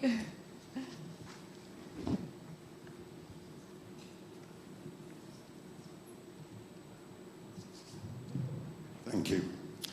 I'm now sterile. I'd like to go back to what you have on the screen above you. Fisheries in Seychelles, an underappreciated sector. I think it very much is so. And some of the very pertinent points we've heard over the last few minutes about employment and age of people coming into the industry is very significant. I believe the perception of fisheries in Seychelles is the biggest challenge that those of us that work in the industry have.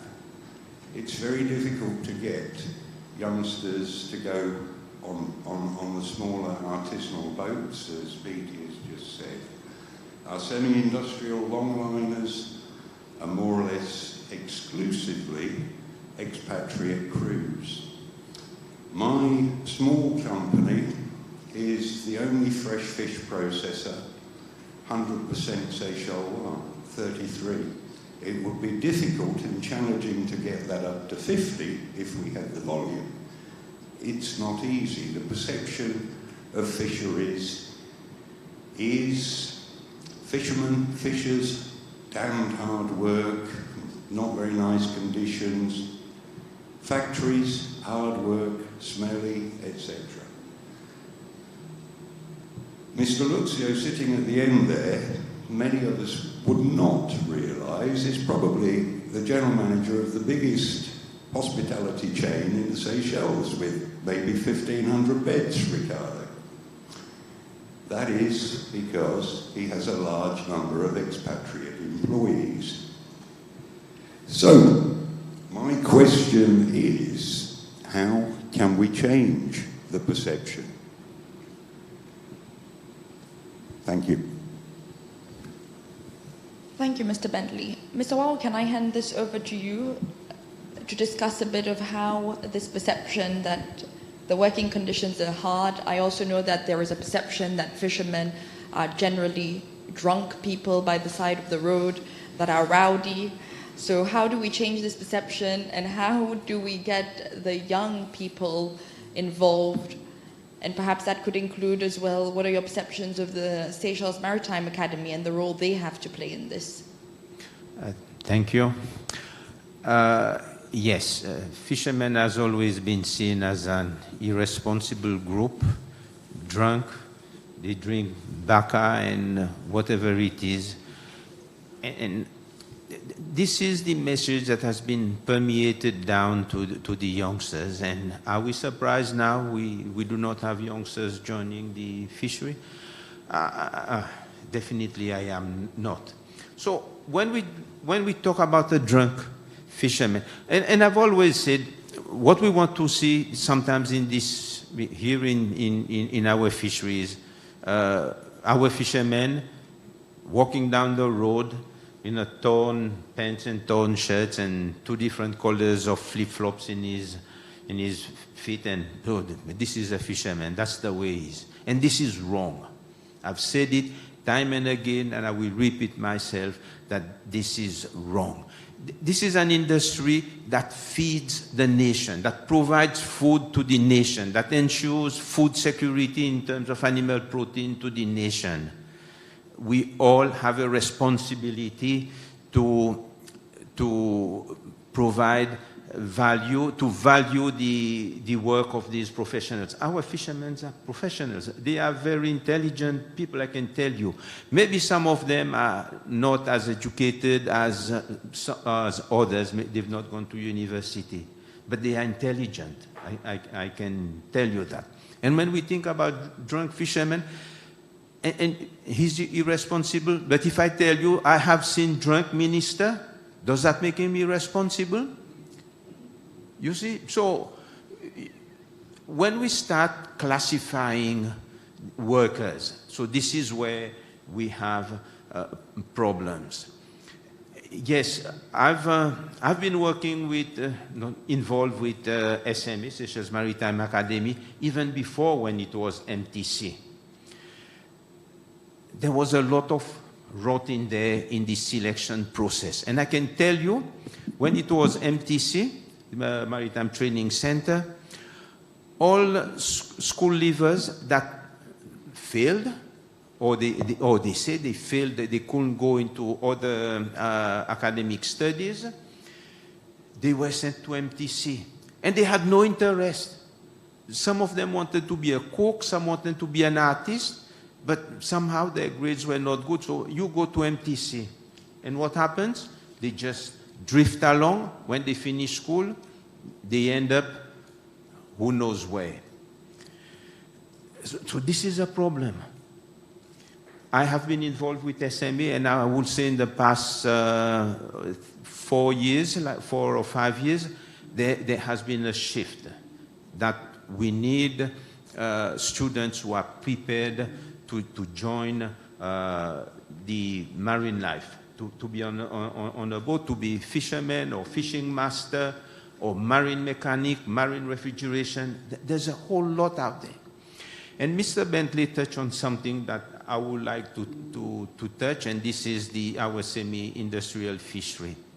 And I will tell you, our semi-industrial fishery has been developed in a sort of an unsustainable manner. At the moment, we have around 40 semi-industrial vessels, of which about 20 are not operating. So why do we invest in vessels? So that these vessels can be tied up? So you see the problems we have in our fishery. And we have no development strategy. Try and read the comprehensive plan. You see? In the comprehensive plan, you will see only measures as to how to control these small fishermen. But what about management measures? What about the development strategy? If we can extract 2,500 tons of fish in the water, we had 300 boats, and we increase it to 500 boats. It is in the plan. Yes, you may have an immediate increase in lendings because of increased efforts. We have 2 scientists there. Maybe they can help me afterwards. But what do you do to your fishery? You know, you are like driving a car blind and heading into a precipice. I can tell you that, because then your fishery will collapse. We need to address that in a sustainable way. On the semi-industrial sector, like Mr. Bentley said, it is manned purely by the foreign fishermen. And I've heard we should send away all the foreign workers, all the foreign fishermen, and tomorrow, if we lose the foreign fishermen in our semi-industrial fishery, it collapses. It will not collapse in a week, it will collapse overnight. So, as a country, what are we doing to ensure that we have the workforce to go into this fishery? It is a noble profession. I enjoy being in fishery, and this is why I am here. So we have a lot of work to do. And we have to change perceptions of a lot of people. Thank you. Yeah, I'd just like to complement with some numbers and the reality today. It's not a challenge in Seychelles. The lack of ability for us to bring young people to the tuna industry is a challenge in many countries. It's not only to the tuna industry, but to the canning industry. So we have got, in fact, in Europe, but even in Asia, certain regions, because of development, where people don't want to go and work on the industry. So, in fact, the reality in Seychelles today, David knows exactly what he's talking about, because he has been GM of IoT for a relatively long period in the past. At that stage, IoT was having 1,500 Seychellois workers, so in fact the large majority of the employees were Seychellois, and gradually along the years, even with a tremendous effort made in terms of promoting the local employment and so on, which was made along the last 2 or 3 years, unfortunately we have not succeeded bringing as much Seychellois to IoT as we would like. Today the plant has got about 600 Seychellois and 1,300 expats, which is really not a very good ratio, and of course we would like to improve that. I can tell you at this moment in time we are in a process of recruiting people, because we have conditions to grow as we stand, and we would like to recruit partially to replace people that would like to leave, because there is a normal rotation, but also to increase the number of employees. We would like to gradually recruit along these years 300 employees. And of course, we make an enormous effort to make sure that most of those are coming from Seychelles. Because, as you can imagine, for us to bring someone from abroad to work in the plant, we have to provide certain very good conditions in terms of accommodation, in terms of food, in terms of transport. So obviously it's not the ideal situation. So how can we do that? Well, we have to continue promoting. Maybe we have to promote more efficiently than in the past. But we have also to work on working conditions. I can tell you, it was very common in the past, people saying, it's dirty, it's the smell, it's very hot. Well, many of you probably don't know that today it's very clean. In fact, the fish cleaners, they work on an air conditioning room, so it's not a hot place anymore. And in fact, there is more that we can do to improve that situation.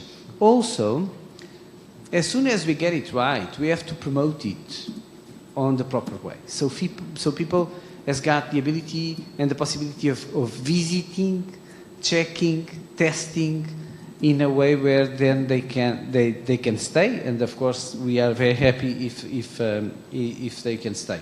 There has been a lot of industries in the world which adhere to industrial tourism, which means that the plants open the doors and the tourists, but also the locals can access, can see, And that is obviously one of the possibilities going forward. We obviously don't disregard that, as long as that is made in a sustainable way where there is not a lot of perturbation to the work. And then I must say that, of course, the ultimate goal of an industry is not to employ more and more people. The industry needs to be competitive. And, of course, one of the solutions for eventually lack of people is automation. And if there are, in fact, some processes in the tuna industry which are extremely difficult to automate, there are other processes, nominally label and case and other activities in the plant where IoT can be a lot more automated, and we continue to work on that. I mean, the plant continues to invest on these solutions. I don't know if that responds. Can I grab the mic on the way through? So, okay, thank you. I'd just like to go back to the intervention of Mr. Bentley. I think it touches on something which is much needed in Seychelles, which is a much wider dialogue on much, as I mentioned with tuna, but where again does the country want the artisanal and semi-industrial fisheries to go, and how should they develop? I think we've seen the importance of the small-scale fisheries in our food, nutrition, and all of those different aspects. We know they're important. But really, do we have a sector that is fit for purpose? And this is a dialogue. It needs to start, because at the moment we're talking about some 500 or more active vessels in the fishery, of outboard mini mahes, different types of whalers, lavanier, economy, schooners. These vessels are part of Seychelles' rich culture and association with the sea. They look, in many cases, quite nice boats. They're nicely painted, they're colourful, they look nice in port. But believe me, when you're at sea on some of those boats, they're not very nice boats, as I think Mr. Bentley hinted at. They're not very nice boats to work on. And I think that points to a much broader conversation about the reforms that need to be discussed. And if you're a school leaver now, and actively in the past, school leavers that didn't have many qualifications, who perhaps didn't have many opportunities for careers, were actually encouraged to go, you can fish. Seychelles, everyone can fish. So we can set up various loan schemes that help you get a vessel, make it quite affordable. We'll give you fuel subsidy to offset some of the input costs of fishing. And we have probably a long-term historical harvest of maybe 4,000 tons. That's probably not the sustainable yield, but let's just assume that it is. So you can imagine when they then go for a license at SFA, what the conversation really should be. And that is, well, yes, we'll give you a license. You can go out and fish. You'll be competing with 500 other boats.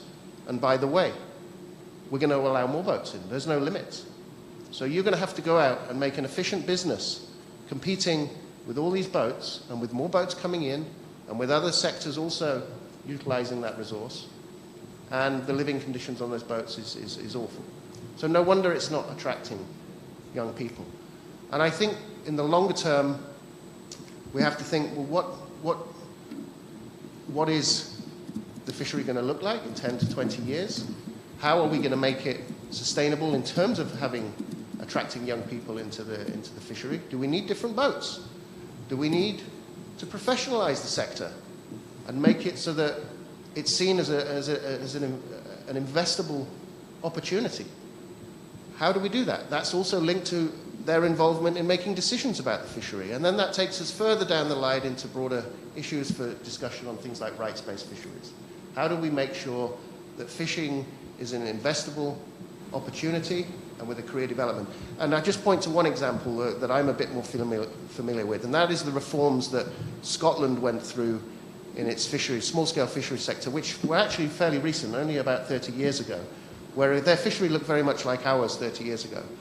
And they went through some very painful reforms that fishermen were very much against in the beginning, but over time they've come to really see the benefits of going through that reform. And that fishery now attracts young people with master's degrees and above. into that fishery as either operators of vessels or doing technical work within that fishery.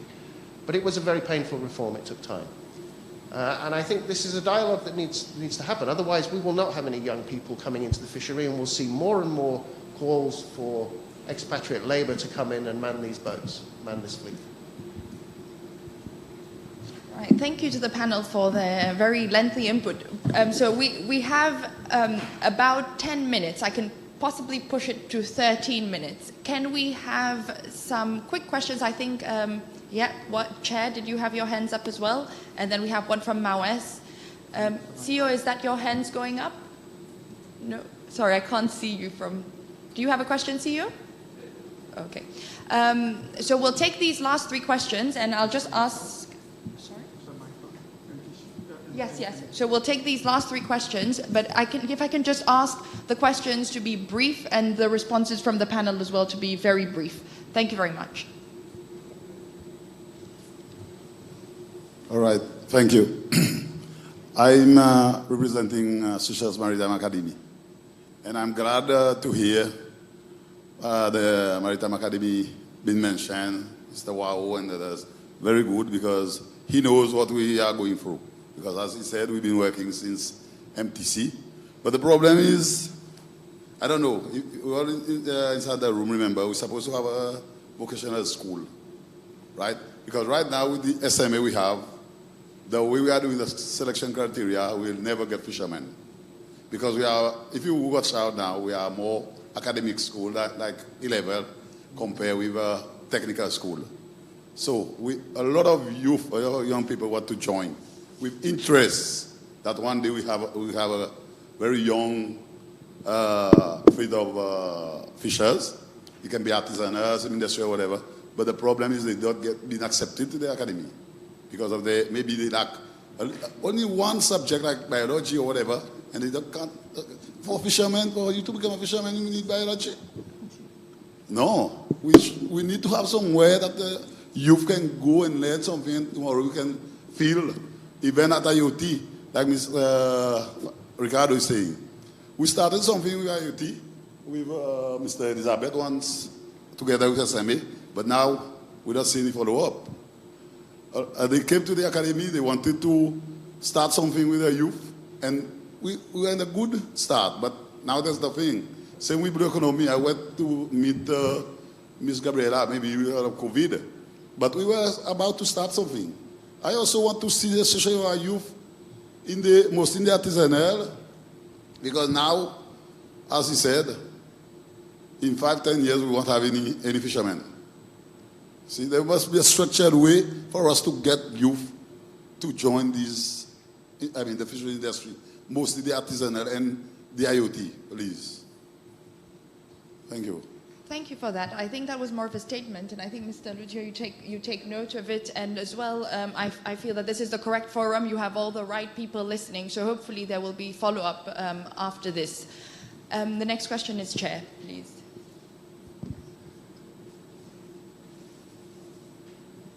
Thank you. I just have a question for IoT.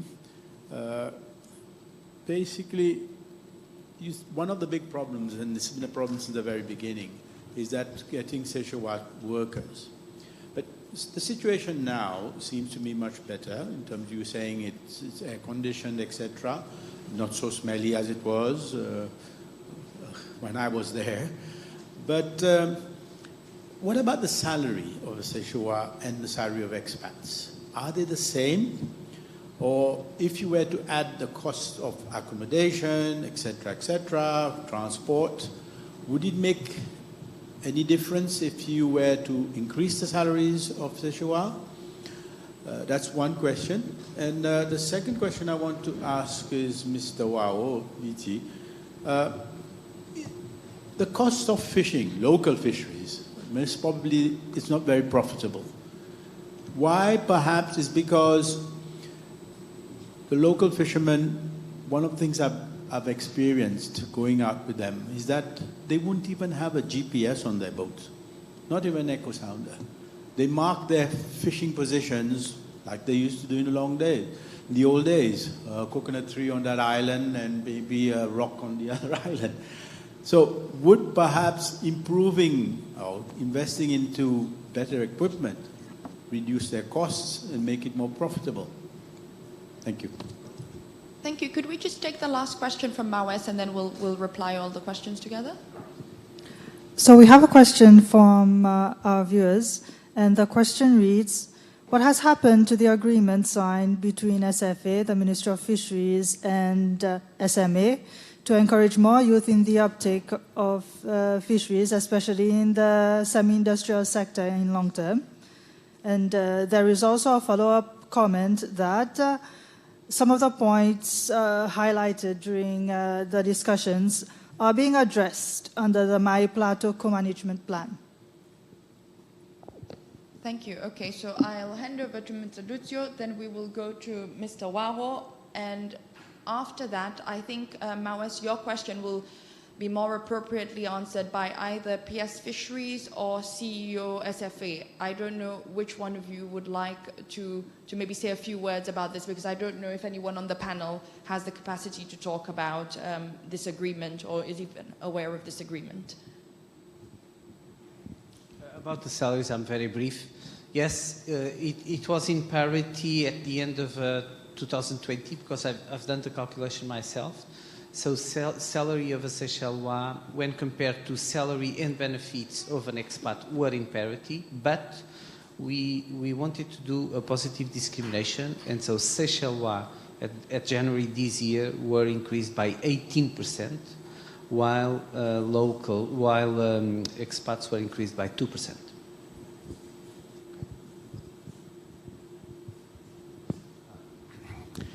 Thank you.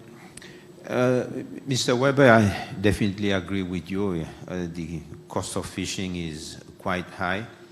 And, but it's not only a lack of having electronic equipment on board, it is how to use it. As I said earlier on, we have an aging population of fishers, the old men. And even if you give them a GPS or an echo sounder, they will switch it on. But to go fishing, they rely on methodology they have used for many, many years. And the reason sometimes you will find out that the catches is low because of the historic fishing ground where they used to go has been somewhat depleted. Because they are not the only one fishing there. We have to remember that we have a recreational and sports fishery. Whilst this old fisherman, this old man in the sea, he goes fishing in even a 30-footer or a 40-footer with a diesel engine, is cruising at 7 knots. You have your recreational fisherman who goes out there with twin 250, takes half an hour, and he's got all this sophisticated equipment, and you know he can move from spots to spots. Actually, they are competing with our traditional fishermen. Yes, I know it has been mentioned that this is now being handled through the Mahi Plateau Management Plan. I've been involved with the Mahi Plateau Management Plan. I agree it is being handled, and I hope that the measures will be put in place, not for the fishermen, but for the benefit of our food security, for the benefit of our fish stock, so that our generations to come can continue to enjoy this fish in this fishery. Thank you. Thank you. Just before, can we just have a few words from CEO SFA? I think, CEO, you had your hand raised. Thank you.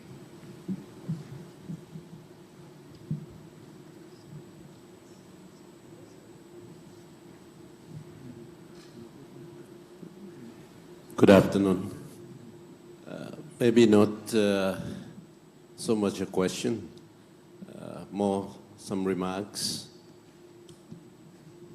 I think there are not too many Seychellois who's done the industrial side and now doing the public service side, both externally and locally.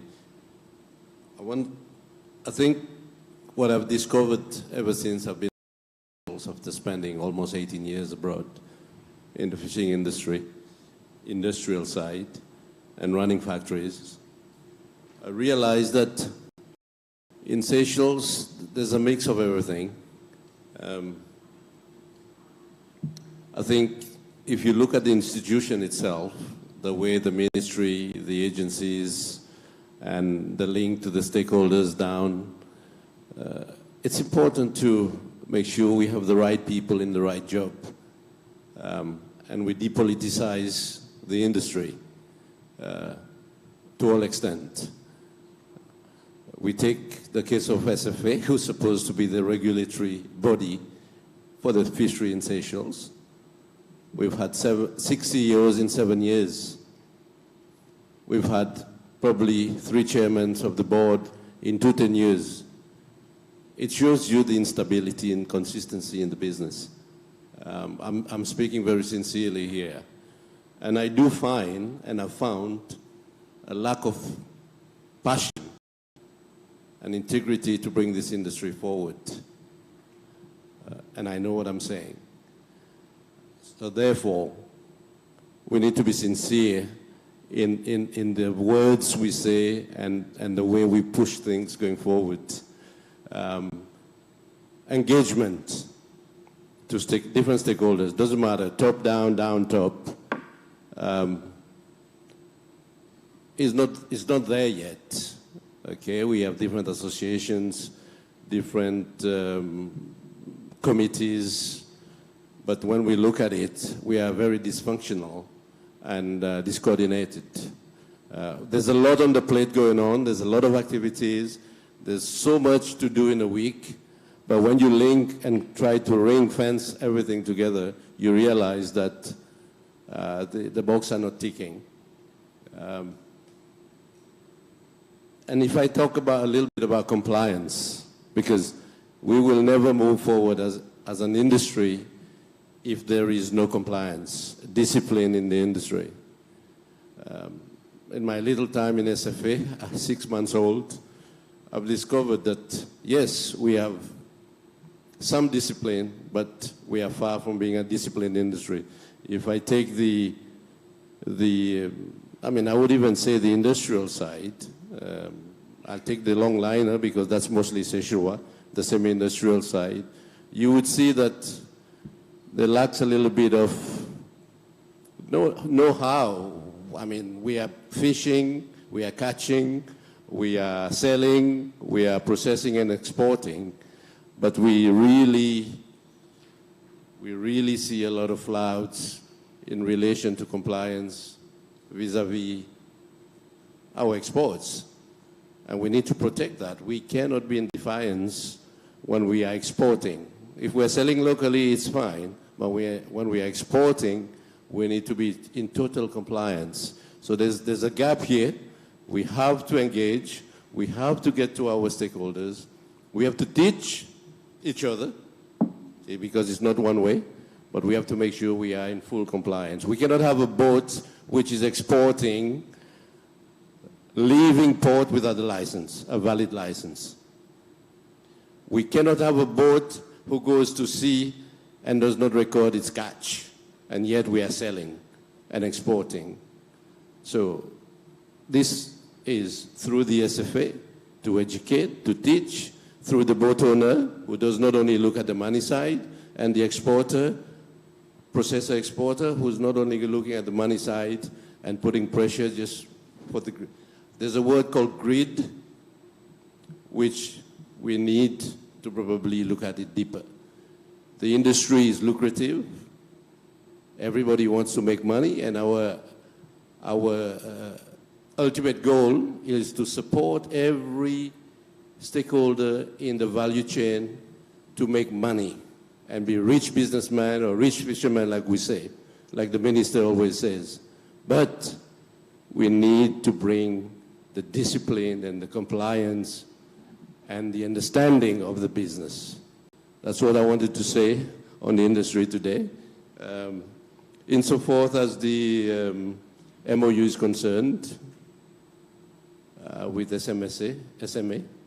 What I can tell you that the ministry, together with the SFA, we have decided to give 8 million rupees, and that was given last year, to SMA to construct the classroom, the building, and also a place to keep a simulator for training of the students. We are looking at it again. If there's extra money to be given to fund the school, we will do so with the EU sectoral support money. But we want to make sure that at the same time the money is made to good use, and the students take it serious, and we will continue to engage.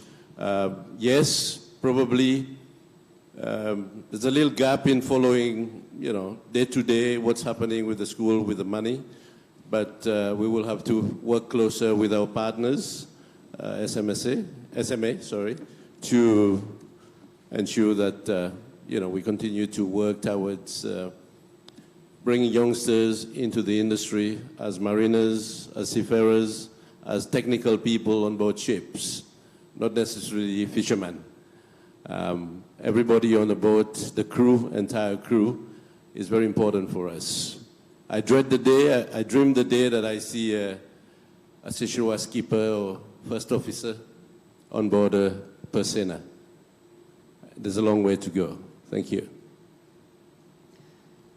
Thank you, CEO. I think that's a fitting way to wrap up, and it's to set our vision to the future. Well, this early afternoon, we've touched on many challenges and issues that exist in the fisheries sector, both from the artisanal perspective all the way down to the industrial side. I think I'm going to have to wrap up now, unfortunately. So what we will do is hopefully we can keep having these conversations. We can keep having these conversations even after this forum has ended. And I think that's my message. It always seems that when we come together, there's a lot of conversations to be had.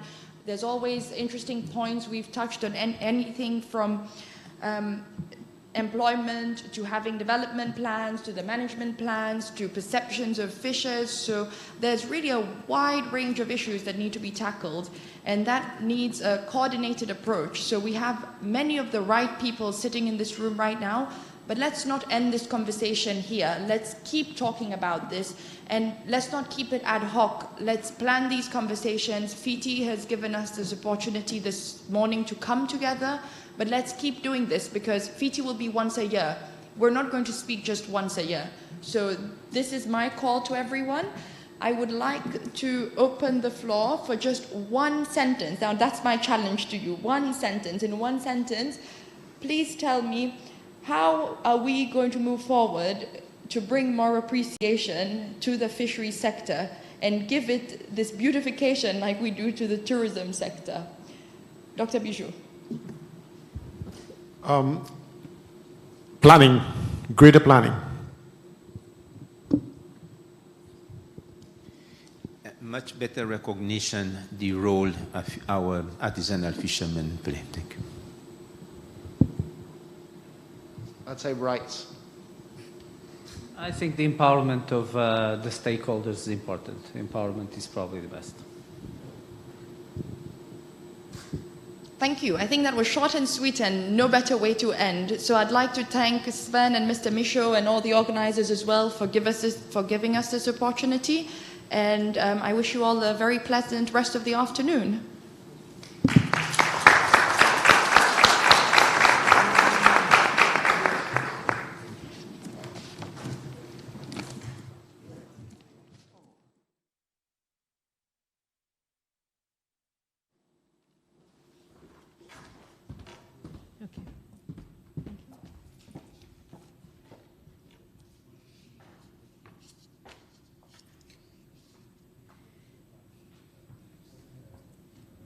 Thank you very much, Madam Chair, and all the speakers.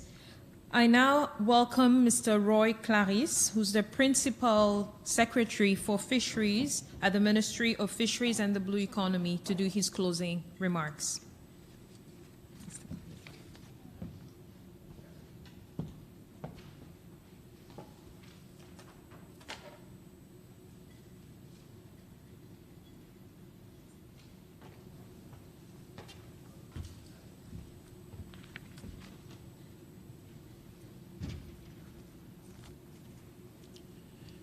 Thank you, Ms. Kante. Ladies and gentlemen, good afternoon. First of all, I would like to thank the panelists, Karine, for moderating a very interesting and interactive discussion, the audience, both locally and those internationally. As it ended, it shows that we need to have more conversation. It is a pity, with the limiting time that we have, the discussion could have gone until sunset and probably late into the evening, but we have to now close the session. Ladies and gentlemen, Seychelles is now officially the first country to publish a FiTI report, an achievement worth noticing. After listening to all the presentations and discussions this morning and afternoon, I feel both a sense of pride and excitement for the future of our fisheries. I am convinced that even though we have been presented with many challenges, the pathway for improving the public availability of information has now been clearly identified and laid out. The baseline has been set. I take pride in what we have achieved collectively, and I thank our dedicated staff for everything that they have done to ensure that we have managed to maintain such high standards. We would not have achieved this without your dedication. Allow me to commend SFA in particular for their prompt reaction to the requirement of the FiTI standards by making public through the SFA website the required information, one of which is the first FiTI report 2019.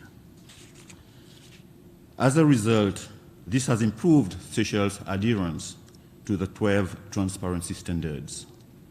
The FiTI National Multi-Stakeholders Group has also dedicated their time to steering us towards this milestone, and I know will keep us on the right trajectory towards many more milestones.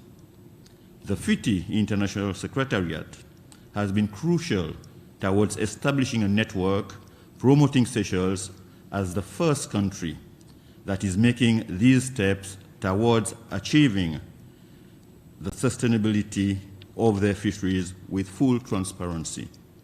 We appreciate and recognize this effort.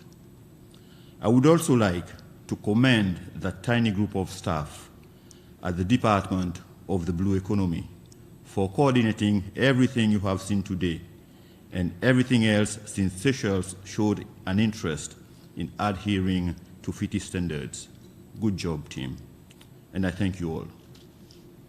Ladies and gentlemen, taking into account that fisheries is our blue economy's primary economic pillar, we have to address the template for future activities under a standardized sustainability process. A sustainable fishery in Seychelles is possible, and the standards for transparency in our proceeding is here. We have the opportunity to do it right and identify the management plans that will encompass our whole fishery, negotiate the deals that will both lessen the impact on our stocks and reflect its true value, create the partnership plunder our oceans, and establish markets for our products that will ensure. And we all need not to only put our paddles, but to paddle in the same direction. Each of us, so we need to ensure that the world take note. We will lead by example and value our stocks, ensuring that it is not depleted by identifying more ways to increase post-harvest commercial products, maximize efficacy in services that support production, value addition, marketing, and the sales of our fish and fisheries products. While we lead the battle against wastage and initiatives that are harmful to fisheries and the marine ecosystem, so as to ensure reduction of the impact from human activities on natural stocks. I do urge the citizens of our great country, especially those that are not directly involved in fisheries, to understand better what value that fisheries, God's given gift to us, can bring to the well-being of Seychelles as income, employment generator, as reliable source of food and nutrition, transportation of both goods and people for enjoying the recreational aspect of our ocean, and as a much-needed mitigation factor against climate change. Let's not take our ocean, our fisheries resources, and all the people who work in and for that sector for granted. As Dr. Merino, chairperson of the International Board of FiTI, clearly mentioned, we need to work in a collective way to address some of the challenges that lie ahead for our country. Only together we can achieve a sustainable future, and that FiTI can support us to ensure our joint discussions in the future are all based on the same information. I trust you. I trust that you have spent a fruitful time with us today, and that what you have learned will inspire your actions towards the achievement of the Seychelles fisheries policy. Let the best fish be captured sustainably, and its transition from capture to plate be effected in full transparency. As expressed by the designated Minister for Fisheries and the Blue Economy, Minister Ferrari, in his keynote address, I reiterate, the vision of the government for Seychelles fisheries is clear. We will make it the most transparent in the world. We have nothing to hide. There has been a call for more inclusion, and this is welcome. Besides, you know, and I know, that the best fish is from Seychelles, as has also been reiterated during the panel discussion. It is now time for the world to agree with us. I thank you for coming, and I also thank all of you who have followed us virtually, followed our event virtually. See you all next time. Thank you.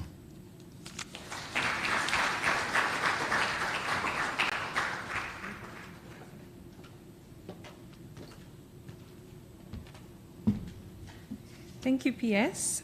We have now reached the end of our launch forum. To those who have been following us from our live stream link, or to those who are actually present here today, we say thank you. I hope that you've enjoyed the conference event of the first launch, the first report of the Fisheries Transparency Initiative. It has been a fruitful, inspiring event, and we wish you all a lovely end of day. Thank you. I will now invite you for lunch. So lunch is now served. You would like? I will invite Mr. Beeman, who quickly wants to say something. Very, very quickly. Just wanted to highlight that this event was made possible with the financial support of the ProBlue Trust Fund that is administered by the World Bank.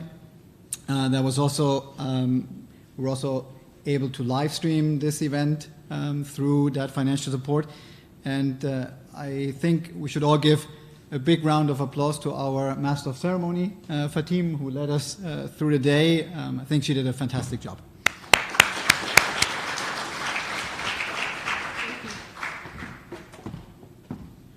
Thank you, Mr. Beeman. So lunch is now served. Thank you. Have a nice day, everyone.